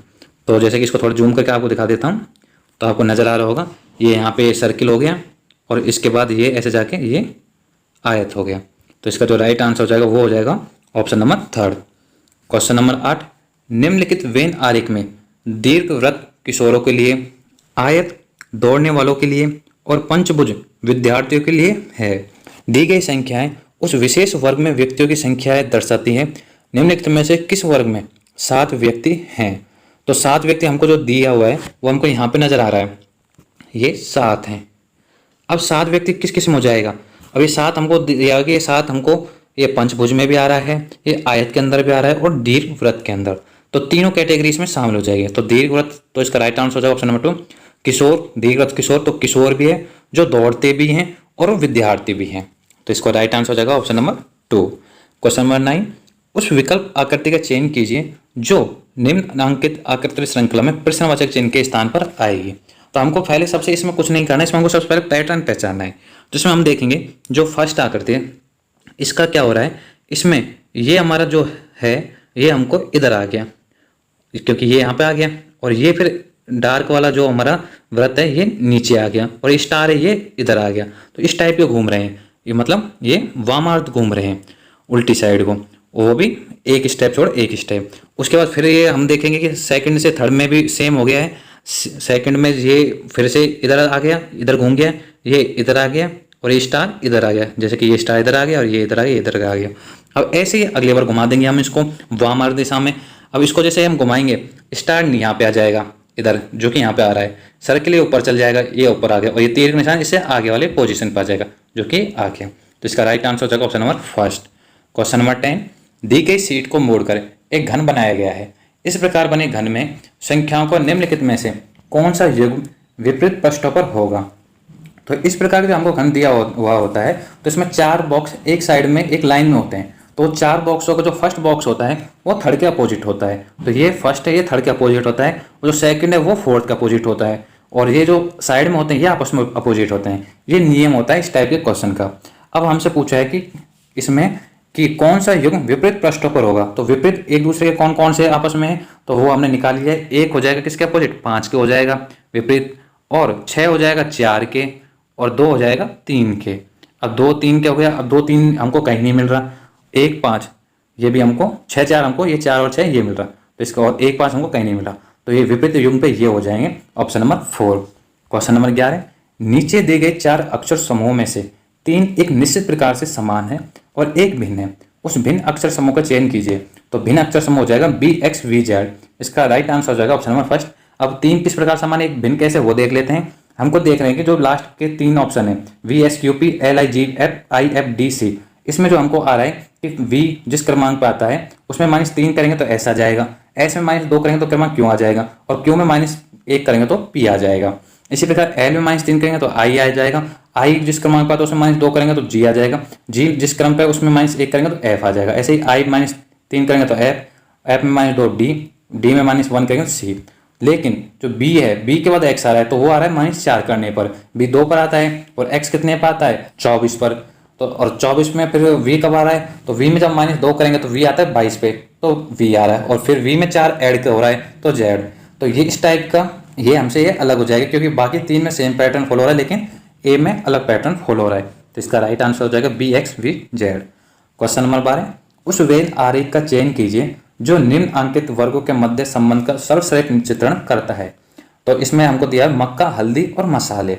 अब मक्का तो अलग हो गया, लेकिन हल्दी मसालों में क्या होता है, मिर्च मसाले, मतलब मिर्च, हल्दी, धनिया, तो हल्दी मसाले के अंदर आ जाता है, तो मसाला हो जाएगा, उस सर्किल के अंदर हमारे आएगा हल्दी। लेकिन मक्का अलग है, तो मक्का एकदम डिफरेंट हो जाएगा। तो हमको ऐसा सर्किल, ये हमारा मसाला हो जाएगा, उसके अंदर हल्दी आएगी, और जो मक्का है वो अलग हो जाएगा, क्योंकि मक्का का संबंध मसाले और हल्दी से नहीं है। तो जो हमको ये राइट आंसर हो जाएगा ऑप्शन नंबर फर्स्ट हो जाएगा, जैसे कि हमको चित्र में दिया हुआ है।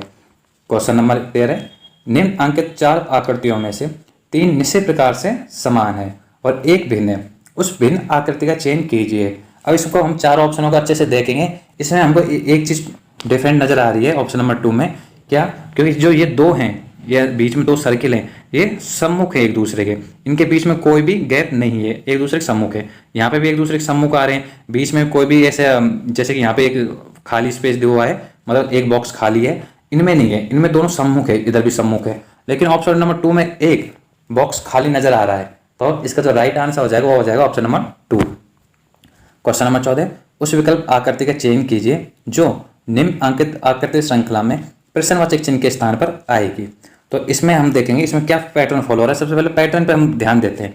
इसमें हमको दिया गया तीर है, ये हमको 90 डिग्री ऐसे मूव हो गया है, फिर यहाँ पर आ गया है, फिर उसके बाद फिर नीचे का और 90 डिग्री मूव हो गया, तो मतलब पहले इस कोने पर था, फिर इस कोने पर, तो इसमें पहले इस कोने पर था फर्स्ट में, सेकंड में इस कोने पर आ गया, थर्ड में उससे नेक्स्ट वाले कोने पे, फोर्थ में उससे नेक्स्ट वाले पे, फिफ्थ में आ जाएगा इस कोने में। तो इस कोने में कौन कहाँ पे है, यहाँ पर भी है और यहाँ पे भी है, लेकिन ये 90 डिग्री मूव हो रहा है, तो इसका फेस इस तरफ है चौथे में, तो 5 में 90 डिग्री मूव होगा तो ये इस टाइप का हो जाएगा, तो ये इसमें नजर आ रहा है। तो इसका राइट आंसर हो जाएगा ऑप्शन नंबर 3। और इसमें एक और चीज कॉमन हो रही है कि एक पैटर्न में, कि पहले में हमको जो ये ऊपर की साइड को ये डॉट दिया हुआ है, सारे रेखाखंड के ऊपर एक रेखाखंड और है, छोटा वाला रेखाखंड, नीचे फिर एक और छोटा रेखाखंड आ जाता है, फिर ऊपर एक आ जाता है, ऊपर 2 के नीचे एक, फिर नीचे भी एक और बढ़ जाता है। अब कौन सा नंबर बढ़ेगा, या ऊपर नंबर ऊपर बढ़ जाएगा, वो ऊपर हो जाएंगे 3, तो ऊपर 3 रहेंगे और नीचे 2, तो ऊपर 3 है और नीचे 2, तो ये भी हमको थोड़ा ध्यान में रखना है। तो इसका राइट आंसर हो जाएगा ऑप्शन नंबर 3।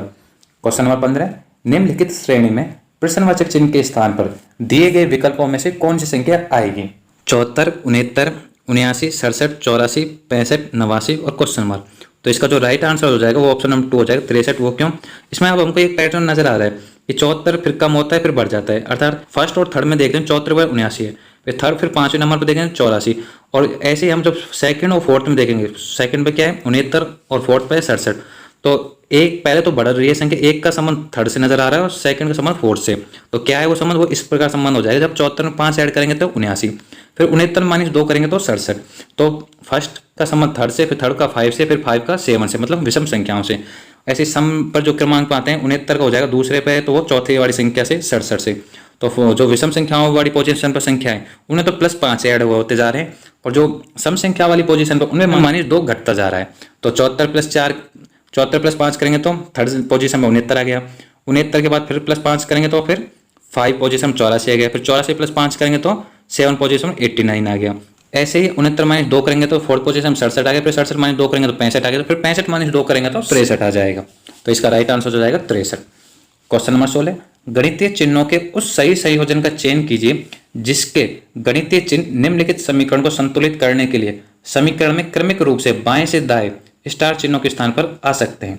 तो बाएं से दाएं हमको करने हैं, मतलब पहले 72 फिर स्टार और आ रहा है उसकी जगह रखेंगे, तो हम इसमें जो सही चिन्हों को रखने का क्रम आएगा वो आएगा ऑप्शन नंबर 3। पहले डिवाइड होगा, फिर मल्टीप्लाई, फिर प्लस, फिर माइनस, फिर इक्वल टू, जैसे कि चित्र में दिया हुआ है हमको, पहले 72 / 6 × 12 + 24 - 18 = 150। अब हम देखेंगे तो 6 का 12 में भाग देंगे तो 12 आ जाएगा, इंटू 12, क्योंकि बोर्ड-मास नियम से फॉलो करते हैं, डिवाइड होता है, फिर मल्टीप्लाई होता है, फिर माइनस और या प्लस होता है। तो पहले हम डिवाइड करेंगे तो 6 में भाग 72 में देंगे तो 12 आ जाएगा, इंटू 12 + 24 - 18 = 150। 12 × 12 144 + 24 - 18, ये 24 और 144 हो गया 168, - 18 करेंगे तो 150, 150 = 150, LHS = RHS। क्वेश्चन नंबर 17, निम्नलिखित श्रेणी में प्रश्नवाचक चिन्ह के स्थान पर दिए गए विकल्पों में से कौन सी संख्या आएगी। 44, 45, 43, 129, 133, 128, फिर क्वेश्चन मार्क। क्वेश्चन मार्क पे आएगा 768। राइट आंसर होगा ऑप्शन नंबर 2। वो कैसे, वो देख लेते हैं। वो इस प्रकार होगा, पहले 44 + 1 ऐड हो रहा है तो वो आता है 45, तो फिर हमको इसमें कुछ नहीं, पहले हमको 1 2 3 4 5 6 ऐसे क्रमांक संख्याओं से बस पहले प्लस करना है, फिर माइनस, फिर गुना, फिर प्लस, फिर माइनस, फिर गुना। जैसे 44 + 1 43, फिर माइनस 2 कर देंगे तो ये 43 आ जाएगा, इंटू 3 कर देंगे 129 आ जाएगा, फिर प्लस चिन्ह आ जाएगा। अगली संख्या 4 आती है तो 4 ऐड हो जाएगा, फिर अगली संख्या 5 आती है लेकिन चिन्ह बदल जाएगा, माइनस आएगा, क्योंकि प्लस माइनस गुना, प्लस माइनस गुना इस क्रम में चल रहा है। तो 133 - 5 करेंगे तो 128, फिर 128 × 6 करेंगे तो 128 × 6 करेंगे तो ये आ जाएगा 768। अब ये थोड़े ट्रिकी होते हैं, तो इनके आप अगर ये प्रीवियस ईयर पेपर आप अच्छे से प्रैक्टिस करोगे, सारे प्रीवियस ईयर के पेपर में जो रीजनिंग क्वेश्चन है 38 सेट हैं, 38 × 25 क्वेश्चन करेंगे तो बहुत सारे क्वेश्चन हो जाते हैं, तो वो आप प्रैक्टिस करोगे। तो जैसे आपने ये नंबर सीरीज वाला चैप्टर पढ़ा, उसके फिर नंबर सीरीज वाले क्वेश्चन की प्रैक्टिस करोगे तो आपको पता रहेगा कि ऐसे से किस टाइप के क्वेश्चन पूछ रहा है, और ऐसे से बाकी MTS GD इस टाइप के एग्जाम है उनके भी आपको रीजनिंग वाले सेक्शन, मैथ, GK वाले सेक्शन की प्रैक्टिस करनी है। जितने प्रीवियस ईयर पेपर हुए हैं 2022 में, 2023 में, या फिर 2021, 20, 19, 18 जितने हो सकते हैं उतने कीजिए प्रैक्टिस। आपको इन्हीं प्रीवियस ईयर क्वेश्चनों की करनी है, और मैं आपको जल्दी जैसे ये सीरीज खत्म होगी तो आपको सारे previous year question chapter wise आपको प्रोवाइड करवाऊंगा, जैसे कि जो किसी भी एग्जाम में, SSC के किसी भी एग्जाम में पूछे गए हों, जैसे कि इस नंबर सीरीज वाला, जैसे कि ये सीरीज है उसके आपके क्वेश्चन, सारे क्वेश्चन आपको एक वीडियो में एक टॉपिक चैप्टर वाइज क्वेश्चन लेके आया करूंगा। तो जल्दी से सीरीज खत्म करके आपको नई सीरीज स्टार्ट करता हूँ, तो इसलिए आप इस चैनल से जुड़े रहिए। एग्जाम तक आपको इतना अच्छा मटेरियल प्रोवाइड करवाया जाएगा कि आपको इधर उधर कहीं जाने की जरूरत नहीं है। थोड़ा डिले हो रहा है, अब जल्दी जल्दी आपको वीडियो प्रोवाइड करने की ट्राई करूंगा, और जितना हो सके कि आप चैनल को सपोर्ट कीजिए, जितना आप सपोर्ट करोगे उतना ही मैं जल्दी जल्दी वीडियो भी लाता रहूंगा, और मेरे को मोटिवेशन मिलेगा कि आपको और अच्छा प्रोवाइड करवाया जाए। क्वेश्चन नंबर 18, एक कूट भाषा में डायगोनाइज को ADEGINOS के रूप में लिखा जाता है, उसी भाषा में रिमूवल REMOVAL को कैसे लिखा जाएगा? तो वो इस प्रकार लिखा जाएगा कि ऑप्शन नंबर 2 जैसा AELMORV, वो कैसे, वो देख लेते हैं। इसमें हम देखेंगे कि जो जिस प्रकार जैसे डायग्नोज है, जैसे कि DIAGNOSE है, ये हमको अल्फाबेट क्रम के अनुसार जमाना है कि कौन सा अल्फाबेट पहले आता है। तो इसमें A पहले आ रहा है, उसके बाद D पहले आता है, उसके बाद E आता है, फिर G आता है, फिर I आता है, फिर N आता है, फिर O आता है, फिर S आता है। इन्हीं अल्फाबेटों को हमको इस टाइप में सेट करना है। तो REMOVAL इसको जब हम अल्फाबेटिक क्रम में जमाएंगे तो सबसे पहले A आ जाएगा, फिर E आएगा, फिर L आएगा, फिर M आएगा, फिर O आएगा, फिर R आएगा और फिर V आएगा। तो इसका राइट आंसर हो जाएगा ऑप्शन नंबर 2। क्वेश्चन नंबर 19, उस विकल्प आकृति का चयन कीजिए जो दी गई आकृति में प्रश्नवाचक चिन्ह के स्थान पर आकर के पैटर्न को पूरा कर सकती है। तो इस पैटर्न को पूरा करने के लिए हम देखेंगे कि जो हमारे जो बाईं तरफ है, ऊपर नीचे जो हमको आकृति है, ऊपर वो सेम उसका दर्पण मिरर नीचे है, और बीच में इस सर्किल को पूरा करने के लिए एक हमको कोने पे एक हल्का सा सर्किल भी चाहिए। तो ये हमको जो पूरा करने के लिए हमको ये सर्किल रहा, और ये ऊपर वाली आकृति जैसे नीचे वाली आकृति हुई। तो इसका राइट आंसर हो जाएगा ऑप्शन नंबर 4। क्वेश्चन नंबर 20, दिए गए पैटर्न का ध्यानपूर्वक अध्ययन करें और उस संख्या का चयन करें जो इसमें प्रश्नवाचक चिन्ह के स्थान पर आ सकती है। तो इसमें जो प्रश्नवाचक चिन्ह के स्थान पर आएगी वो आएगी 23 आएगी, ऑप्शन नंबर 2। वो कैसे, वो देख लेते हैं। इसमें हमको दिया हुआ है कि जैसे कि पहले संख्या 36 है, जैसे कि आपको 36 है, फिर 14 और 20 है। तो 36 का जब हम अंडर रूट निकालेंगे तो 36 का हम अंडर रूट निकाल दें तो वो आता है 6 आ गया, 6 में 14 ऐड कर देंगे तो ये आ जाएगा 20। ऐसे हम 64 का जब अंडर रूट करेंगे तो आएगा 8, तो 8 + 27 करेंगे तो 35। ऐसे 144 का जब हम अंडर रूट करेंगे तो वो कितना आ जाएगा, 144 का अंडर रूट 12, तो 12 आ जाएगा, तो 12 को ऐड कर देंगे 11 से, तो 12 + 11 करेंगे तो वो आ जाएगा 23। जैसे कि आपको चित्र में नजर आ रहा है कि कैसे किस बार कि कैसे हो रहा है। पहले अंडर रूट 36 करेंगे, 6 आएगा, प्लस 14 = 20। इस टाइप का ये पैटर्न फॉलो हो रहा है। क्वेश्चन नंबर 21, उस विकल्प का चयन कीजिए जिसके आकृति युग्म के मध्य वही संबंध है जो संबंध दिए गए प्रश्न आकृति युग्म के मध्य है। तो हमको जो डायग्राम दिया है उसमें हमको जो इसमें क्या वो नियम फॉलो हो रहा है, इसमें फॉलो ये हो रहा है कि जो हमारे जो हमको ये 6 भुजाओं वाली आकृति, ये सबसे बड़ी मतलब भुजाओं, फिर 5 भुजाओं वाली, फिर 3 भुजाओं वाली, अर्थात जितनी सबसे ज़्यादा भुजाएं वो बड़ी आकृति आएगी। उसके बाद छोटी भुजाओं वाली मतलब 5 नंबर की, फिर 3 भुजाओं वाली। तो ये पैटर्न किसमें फॉलो हो रहा है, ये पैटर्न हमारा हो रहा है किसमें, ये 4th आकृति में। कैसे, ये 4th में सबसे पहले हमको 5 भुजाओं वाला है तो 5 भुजा सबसे ऊपर आ गया, फिर 4 भुजाओं वाला, फिर 3 वाला। लेकिन ऑप्शन नंबर फर्स्ट में हम देखेंगे 6 भुजाओं वाली है, लेकिन 6 भुजाओं वाली बीच में आ रही है, जबकि ये सबसे पहले आनी चाहिए, तो ये गलत हो गया। दूसरे में भी 6 भुजाओं वाली नहीं नजर आ रही, ये भी गलत हो गया। तीसरे में 6 भुजाओं वाली है लेकिन इधर 5 भुजाओं वाली दी हुई है, तो ये गलत हो गया। इसका राइट आंसर हो जाएगा ऑप्शन नंबर 4। क्वेश्चन नंबर 22, उस विकल्प आकृति का चयन कीजिए जो दी गई आकृति में प्रश्नवाचक चिन्ह के स्थान पर आकर के पैटर्न को पूरा कर सकती है।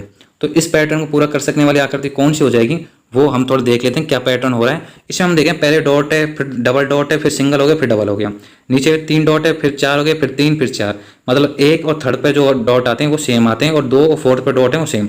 तो यहाँ पे पहले थर्ड है, फिर 4 है, फिर कौन सी आएगी, थर्ड आ जाएगी।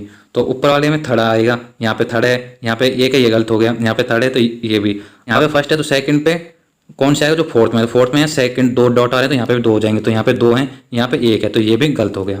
तो इसका जो राइट आंसर हो जाएगा ऑप्शन नंबर थर्ड हो जाएगा। क्वेश्चन नंबर 23, एक कागज को निम्न अंकित चित्र के अनुसार मोड़ा और काटा गया है, इस कागज को खोलने पर यह कैसे दिखाई देगा। तो इस टाइप से आप घर पे प्रैक्टिकल करके देख सकते हो, या फिर आप थोड़ा ध्यान से देख सकते हो। इस तरह से मोड़ेंगे तो जो इस तरह से कट लगने के बाद जो आकृति आएगी वो ऑप्शन नंबर फर्स्ट वाली आएगी। या आप घर पे प्रैक्टिकली एक प्लेन कागज लेके कर सकते हो। क्वेश्चन नंबर 24, उस विकल्प आकृति के चयन कीजिए जिसका तीसरी आकृति से वही संबंध है जो संबंध दूसरी आकृति का पहली आकृति से। तो इसमें पहली आकृति हमको नजर आ रही है, पहली आकृति ये है, तो ये एक साइड को ये घूम जाएगी 90 डिग्री, इधर हो गया एक बार, तो ये डार्क वाला हिस्सा एक बार इधर हो गया, और ऊपर एक गोला आ गया, और नीचे ये डार्क वाला वर्क आ गया। तो इसी प्रकार ये हो जाएगा, एक बार तो एक साइड घूम जाएगा, स्टार इस साइड को आ गया, फिर इस साइड को आ गया, और ऊपर वाला ये चिन्ह सर्किल, ये तो यहाँ पे ये 4 भुजा वाली आकृति है, तो ये 4 भुजा वाली ऊपर आ गया, स्टार नीचे आ जाएगा, तो स्टार नीचे। तो इसका राइट आंसर हो जाएगा option number first. Question number 25, Amit ने 4500 की कीमत में एक प्रिंटर खरीदा, उसने प्रिंटर को बेचा और 14% लाभ अर्जित किया, प्रिंटर का विक्रय मूल्य कितना है।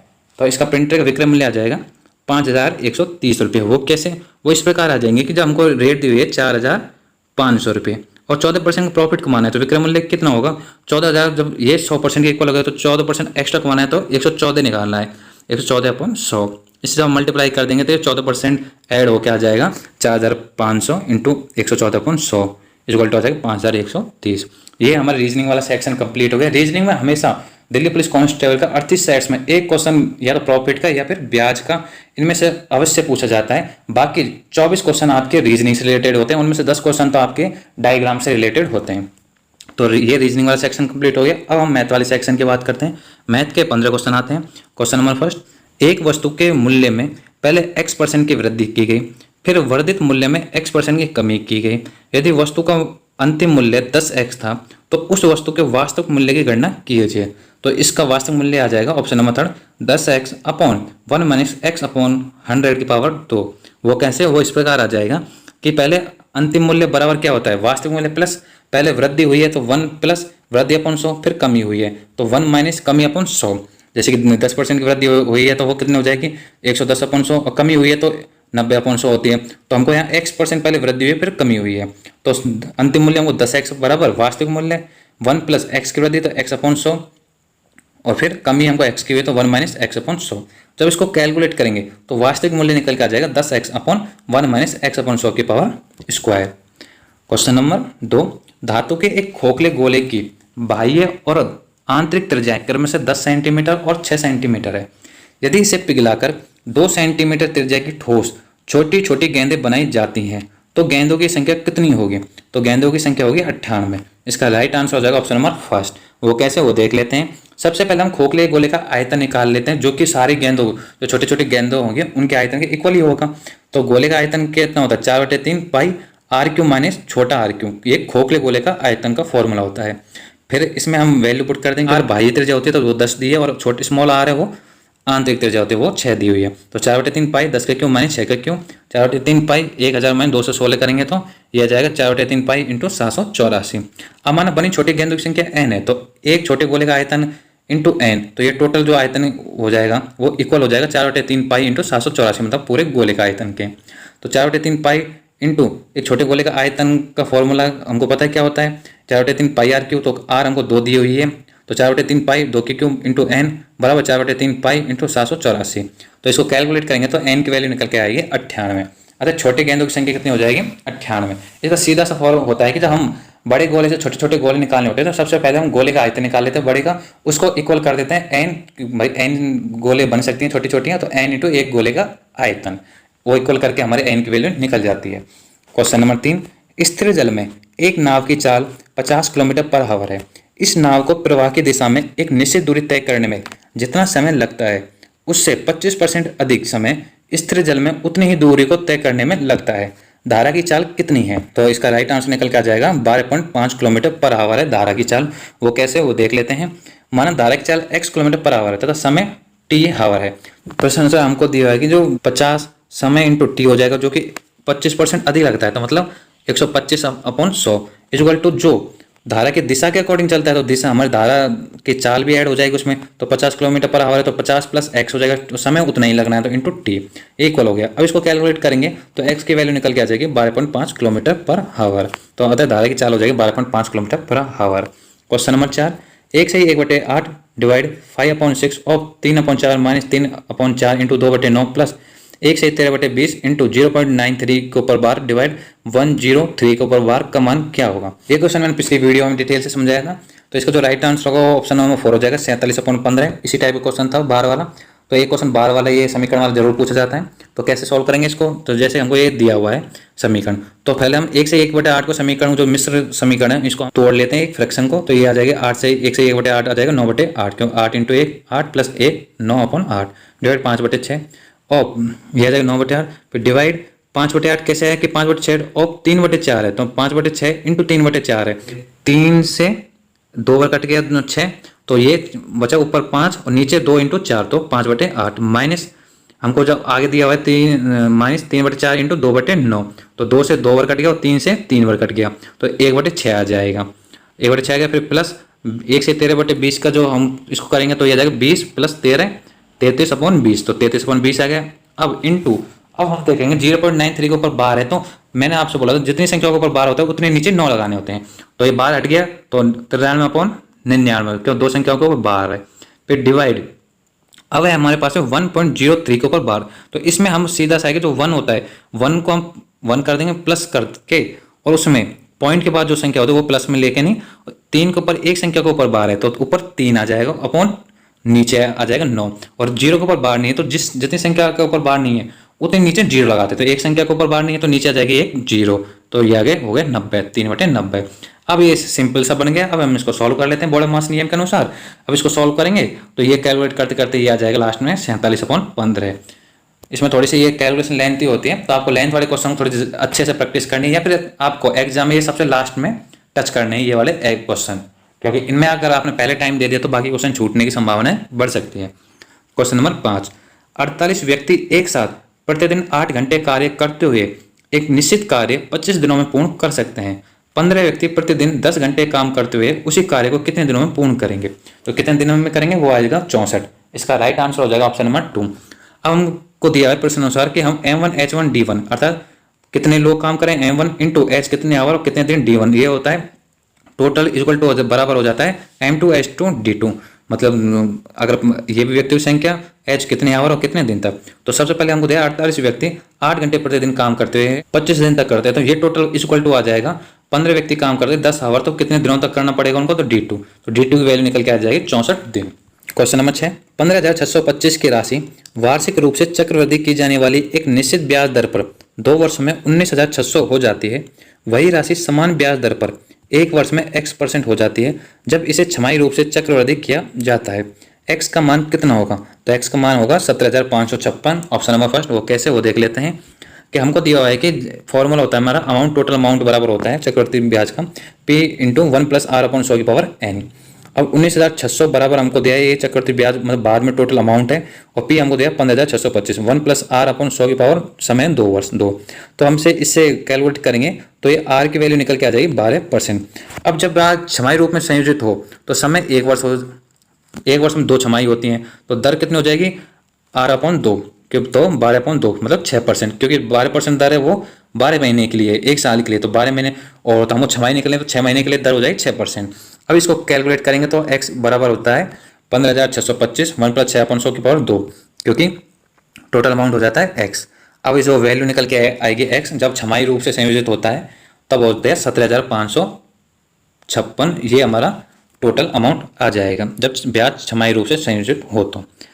क्वेश्चन नंबर 7, 4 संख्या है, पहली 3 संख्याओं का औसत चौथी संख्या का 3 गुना है। यदि चारों संख्याओं का औसत है तो चौथी संख्या किन 2 संख्याओं के बीच स्थित होगी, तो वो होगी 12 और 15 के बीच। इसका राइट आंसर हो जाएगा ऑप्शन नंबर 4। वो कैसे, माना 4 संख्या A B C और D है, तो प्रश्न सा हमको दिया है कि A पहले दूसरी तीसरी मतलब तीनों का योग, तीनों का औसत है A + B + C/3 equal to होता है चौथी संख्या के मल्टीप्लाई 3 3D। तो a प्लस बी प्लस सी बराबर हो जाएगा 9D। ये हमारी फर्स्ट समीकरण होगी।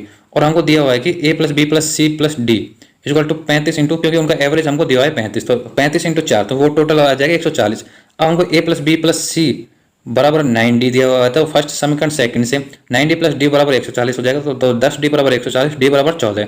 तो विकल्प के अनुसार चौथी संख्या डी का मान 12 और 15 के बीच में है। क्वेश्चन नंबर 8, दो पूर्णांक संख्याओं के बीच 2507 का अंतर है। जब बड़ी संख्या को छोटी संख्या से भाग दिया जाता है तो भागफल 9 और शेषफल 11 प्राप्त होता है।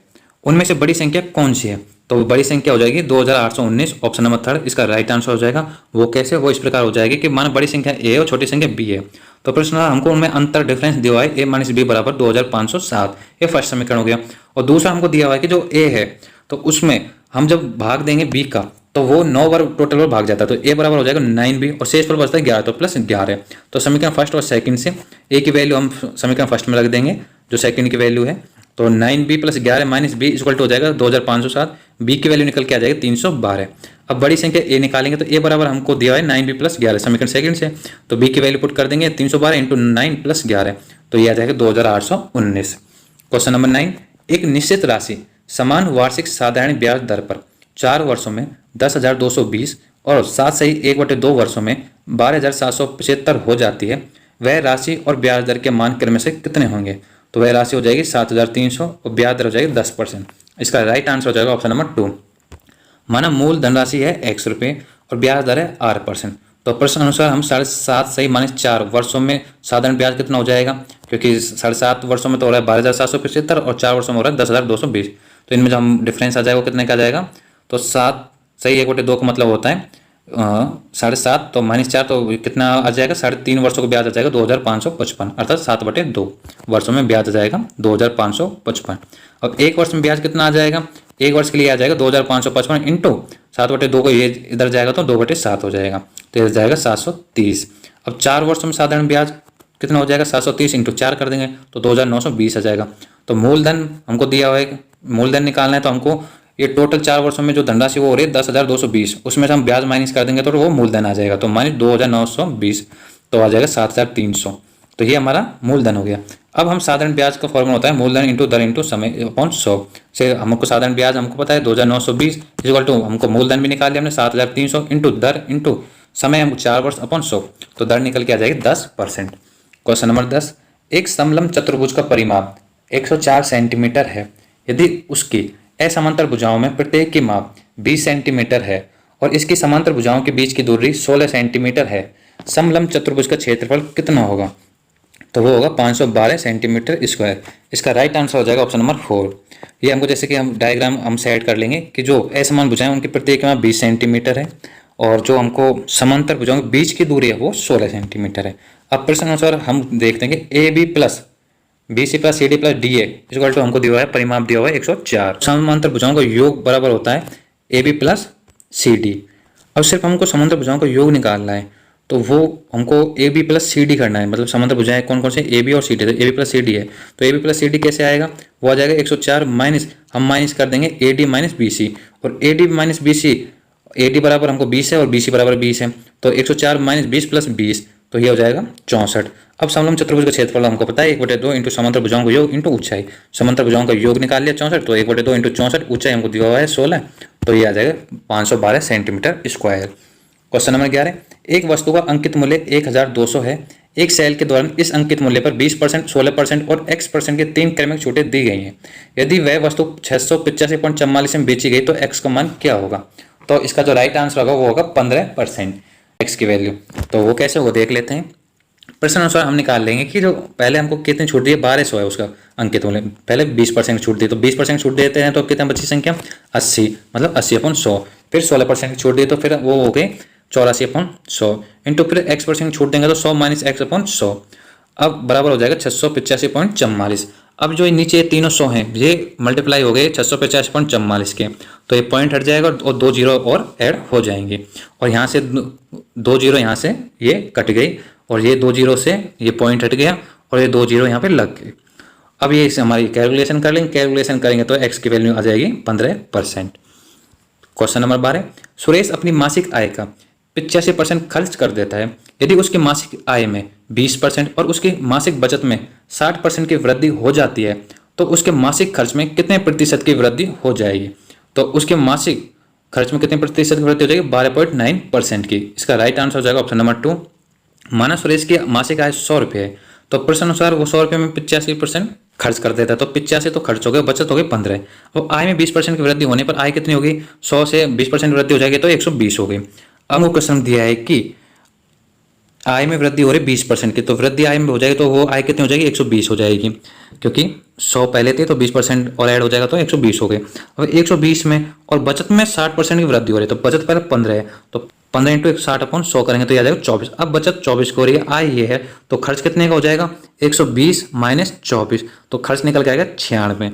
अब हमसे पूछा है खर्च में कितने परसेंट की वृद्धि हुई है, तो पहले 85 खर्च था, अब है 96, तो 96 माइनस 85/85 इंटू 100, तो वो आ जाएगा 12.9%। तो खर्च में वृद्धि प्रतिशत 12.9% हो जाएगी। क्वेश्चन नंबर 13, 18,236 की राशि को ए, बी और सी के बीच इस प्रकार विभाजित किया जाता है कि ए और बी के हिस्से का अनुपात 4:7 तथा बी और सी के हिस्से का अनुपात 5:6 है। ए और सी के हिस्सों के बीच अंतर कितना होगा। तो इसका राइट आंसर हो जाएगा ऑप्शन नंबर 4, 4136। वो कैसे, वो देख लेते हैं। हमको दिया है ए अनुपात बी 4:7 और बी अनुपात सी हमको दिया 5:6, तो ए अनुपात बी अनुपात सी निकाल लेते हैं, तो ये आ जाता है 20:35:42, अर्थात ए अनुपात बी अनुपात सी बराबर 20:35:42।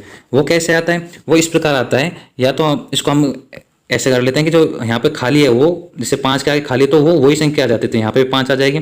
7 के आगे खाली सी के यहाँ पे खाली है तो 7 आ जाएगी, यहाँ पे जो मतलब खाली जिस संख्या के सामने खाली है वही संख्या आ जाती है, तो यहाँ 7 आ गया।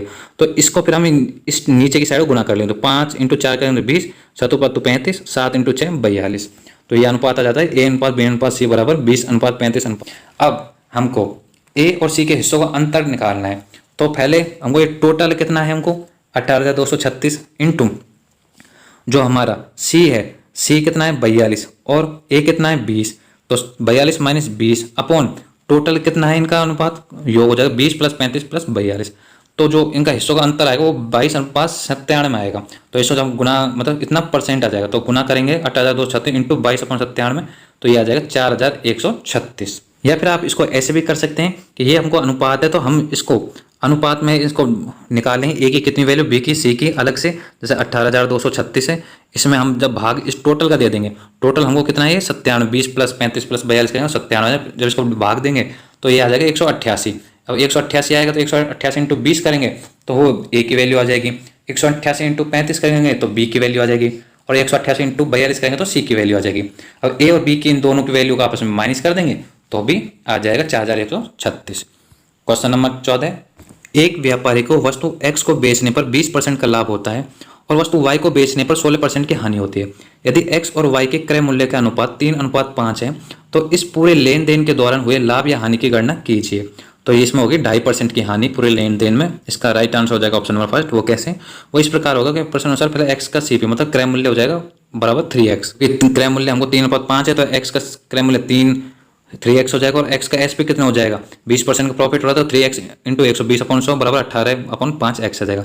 y का हम क्रय मूल्य हो जाएगा मान लेते हैं 5x, तो 5x का विक्रय मूल्य हो जाएगा क्योंकि 16% की हानि हो रही है तो 5x इंटू 84/100, 16% की हानि हो रही है तो बचा कितना 84% में, वो भी क्या हो गया तो फिर 21/5x। अब कुल CP बराबर 3x + 5x equal to 8x हो गया और कुल SP बराबर हमारा हो जाएगा 18/5x + 21/5x equal to 39x/5। अब हानि प्रतिशत निकाल लेंगे। अब हानि प्रतिशत के लिए हम क्या करेंगे कि हमको इसमें से क्रय मूल्य में से विक्रय मूल्य घटा देंगे, तो क्रय मूल्य टोटल हमारा 8x - 39x/5 अपॉन क्रय मूल्य 8x इंटू 100 कैलकुलेट करेंगे तो यह आ जाएगा 2 सही 1/2%। क्वेश्चन नंबर 15, जब एक बड़ी से बड़ी संख्या x से 716, 1837 और 2545 को विभाजित किया जाता है तो प्रत्येक स्थिति में शेषफल y प्राप्त होता है। x - y का मान क्या होगा, तो x - y का मान होगा 51। इसका राइट आंसर हो जाएगा ऑप्शन नंबर 2। वो कैसे, वो इस प्रकार होगा जब हम 2545 - 716 करेंगे तो आएगी संख्या 1829, अर्थात पहली 30 संख्या हम फर्स्ट संख्या घटा देंगे तो आ जाएगा 1829, फिर 37 में भी फर्स्ट संख्या घटाएंगे तो 1121 और हमको जो थर्ड और सेकंड संख्या उसको भी आपस में माइनस करेंगे तो आ जाएगा 708। अब हम 708, 1121 और 1829 का एचसीएफ निकाल लेते हैं तो इसका एचसीएफ 59 आ जाता है। तो सबसे बड़ी संख्या हो जाएगी 59, और 59 का जब हम भाग देंगे किसमें 716 में, क्योंकि हमने सब में 716 माइनस किया है, तो 716 में भाग देंगे तो 12 आएगा। तो 12 और शेषफल 8 बचेगा, तो शेषफल वाई हो जाएगा 8, तो एक्स माइनस वाई करेंगे तो 59 minus 8 equal to 51।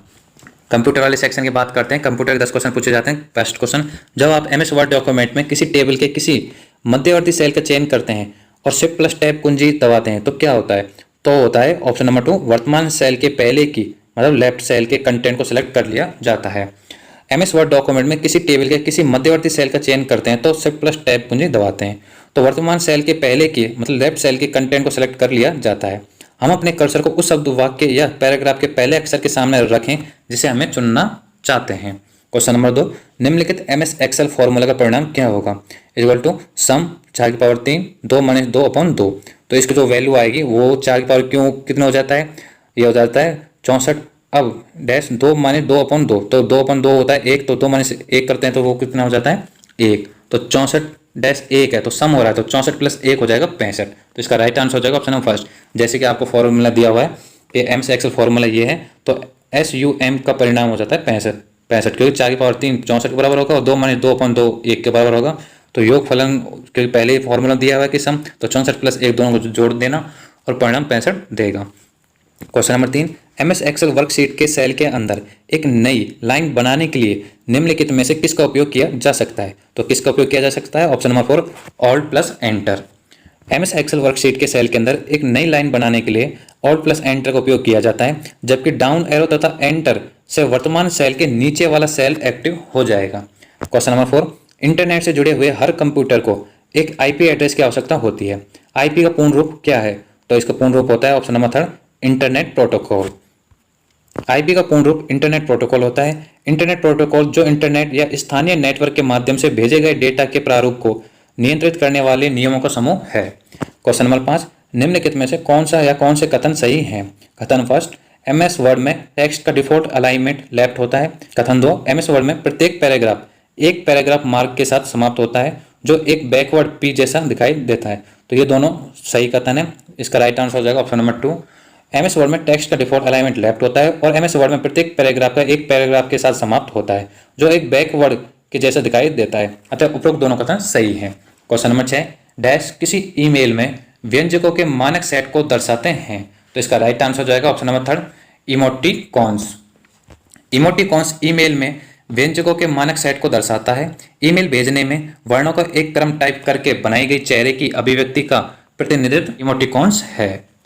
Question number 7, MS word में एक font size drop down box होता है। इसके माध्यम से चयन किया जा सकने वाला सबसे बड़ा फॉन्ट साइज क्या होता है? तो सबसे बड़ा होता है 72। इसका राइट आंसर हो जाएगा option number first. MS word में ड्रॉप डाउन के माध्यम से चयन किया जा सकने वाला सबसे बड़ा फॉन्ट साइज 72 होता है। एमएस वर्ड में सबसे छोटा फॉन्ट साइज 8 होता है, किसमें ड्रॉप डाउन के माध्यम से जब चयन करते हैं। क्वेश्चन नंबर 8, क्रोम ब्राउजर में इसकी डिफॉल्ट सेटिंग में जूम फीचर को रीसेट करने के लिए निम्नलिखित में से किस कीबोर्ड शॉर्टकट का उपयोग किया जाता है? तो किसका किया जाता है? Option number first, Ctrl+0। Question number 9, MS Excel worksheet में 7वीं पंक्ति और 10वें स्तंभ के प्रतिच्छेदन बिंदु पर स्थित सेल का एड्रेस क्या होता है? तो वो हो जाएगा J7। इसका राइट आंसर हो जाएगा ऑप्शन नंबर 2, क्योंकि पहले हम स्तंभ को लिखते हैं और उसके बाद हम पंक्ति को लिखते हैं। तो स्तंभ हम अल्फाबेट से डिनोट करते हैं और जबकि पंक्तियों को हम न्यूमेरिकल नंबर से। तो 10वें स्तंभ पे तो मतलब 10वें पे कौन सा अल्फाबेट आता है? J आता है, तो J 7वीं पंक्ति तो 7, तो J7। क्वेश्चन नंबर 10, निम्नलिखित में से किस फीचर का उपयोग टेक्स्ट की रेखा के ठीक नीचे बहुत छोटे अक्षर या संख्या लिखने के लिए किया जाता है? तो नीचे लिखने के लिए किया जाता है ऑप्शन नंबर फर्स्ट, सब स्क्रिप्ट। सब स्क्रिप्ट फीचर का उपयोग टेक्स्ट की रेखा के ठीक नीचे बहुत छोटे अक्षर या संख्या लिखने के लिए किया जाता है। सुपर स्क्रिप्ट या सब स्क्रिप्ट एक संख्या, आकृति, प्रतीक या संकेतक है जो सामान्य प्रकार की रेखा सेल छोटी होती है और इसके ऊपर सुपर स्क्रिप्ट या नीचे सब स्क्रिप्ट सेट होता है। तो ये हमारे दिल्ली पुलिस कांस्टेबल का 3 दिसंबर का इवनिंग वाला शिफ्ट का पेपर हुआ। टोटल ये सेट आप 15 हो गए हैं, जल्दी से 16 सेट आपको प्रोवाइड करवा दिया जाएगा। इन सारे सीरीज जो आपको ये टोटल 15 अब तक करा चुके हैं उनको अच्छे से आपको देखना है, क्योंकि आपको जब एग्जाम में बैठोगे तब आपको पता चलेगा कि आपके ये प्रीवियस ईयर पेपर्स कितने बेनिफिट हुए। इससे ही आपको जो आपकी तैयारी कर रहे हैं उसी में आपको सटीक रणनीति बना पाओगे कि हमको कौन से क्वेश्चन करने हैं, कौन से छोड़ने हैं, कौन सा लेवल हमको रखना है। ये नहीं कि आप सीजीएल वाला लेवल रखो तो तो आपको दिल्ली पुलिस कांस्टेबल का लेवल पता रहेगा जब आपको इनको प्रैक्टिस करोगे। और कहीं से भी आप थ्योरी पढ़ो, लेकिन प्रैक्टिस आपको इन्हीं से करनी है। इसकी पीडीएफ आपको नीचे डिस्क्रिप्शन में लिंक दिया है टेलीग्राम का, वो ज्वाइन कर लीजिए। मैं आपको वहाँ पर पीडीएफ प्रोवाइड करवा दूंगा। दिल्ली पुलिस कांस्टेबल से कोई भी इंक्वायरी हो तो ऑनलाइन क्लासेस का इंस्टाग्राम अकाउंट का भी नीचे लिंक दिया है, वो आप वहाँ पे जाके आप मेरे से जुड़ सकते हो। और वहाँ पे आप कोई भी आपकी कोई प्रॉब्लम हो तो आप मेरे से बता सकते हो। साथ में ऑनलाइन क्लासेस के इंस्टाग्राम अकाउंट पे आपको डेली करंट अफेयर्स प्रोवाइड करवाई जाती है। डेली पोस्ट के माध्यम से आपको सारे 10 से 15-20 क्वेश्चन जो भी डेली करंट अफेयर्स क्वेश्चन बनते हैं वो डेली पोस्ट की जाती है। आप वहां से करंट अफेयर्स पढ़ सकते हो, क्योंकि आपके पास इतना टाइम नहीं है कि आप डेली 1 घंटा वीडियोज में देख के सिर्फ 15 क्वेश्चन कर पाओ। आप 5 से 10 मिनट में उन पोस्ट को देख के आप अपना अच्छा करंट अफेयर्स कर सकते हो, क्योंकि करंट अफेयर्स का रोल बहुत ज़्यादा होता है दिल्ली पुलिस कांस्टेबल में। तो आप वहां से करंट अफेयर्स तैयार कर सकते हो। बाकी मिलते हैं नेक्स्ट वीडियो में, तब तक के लिए जय हिंद।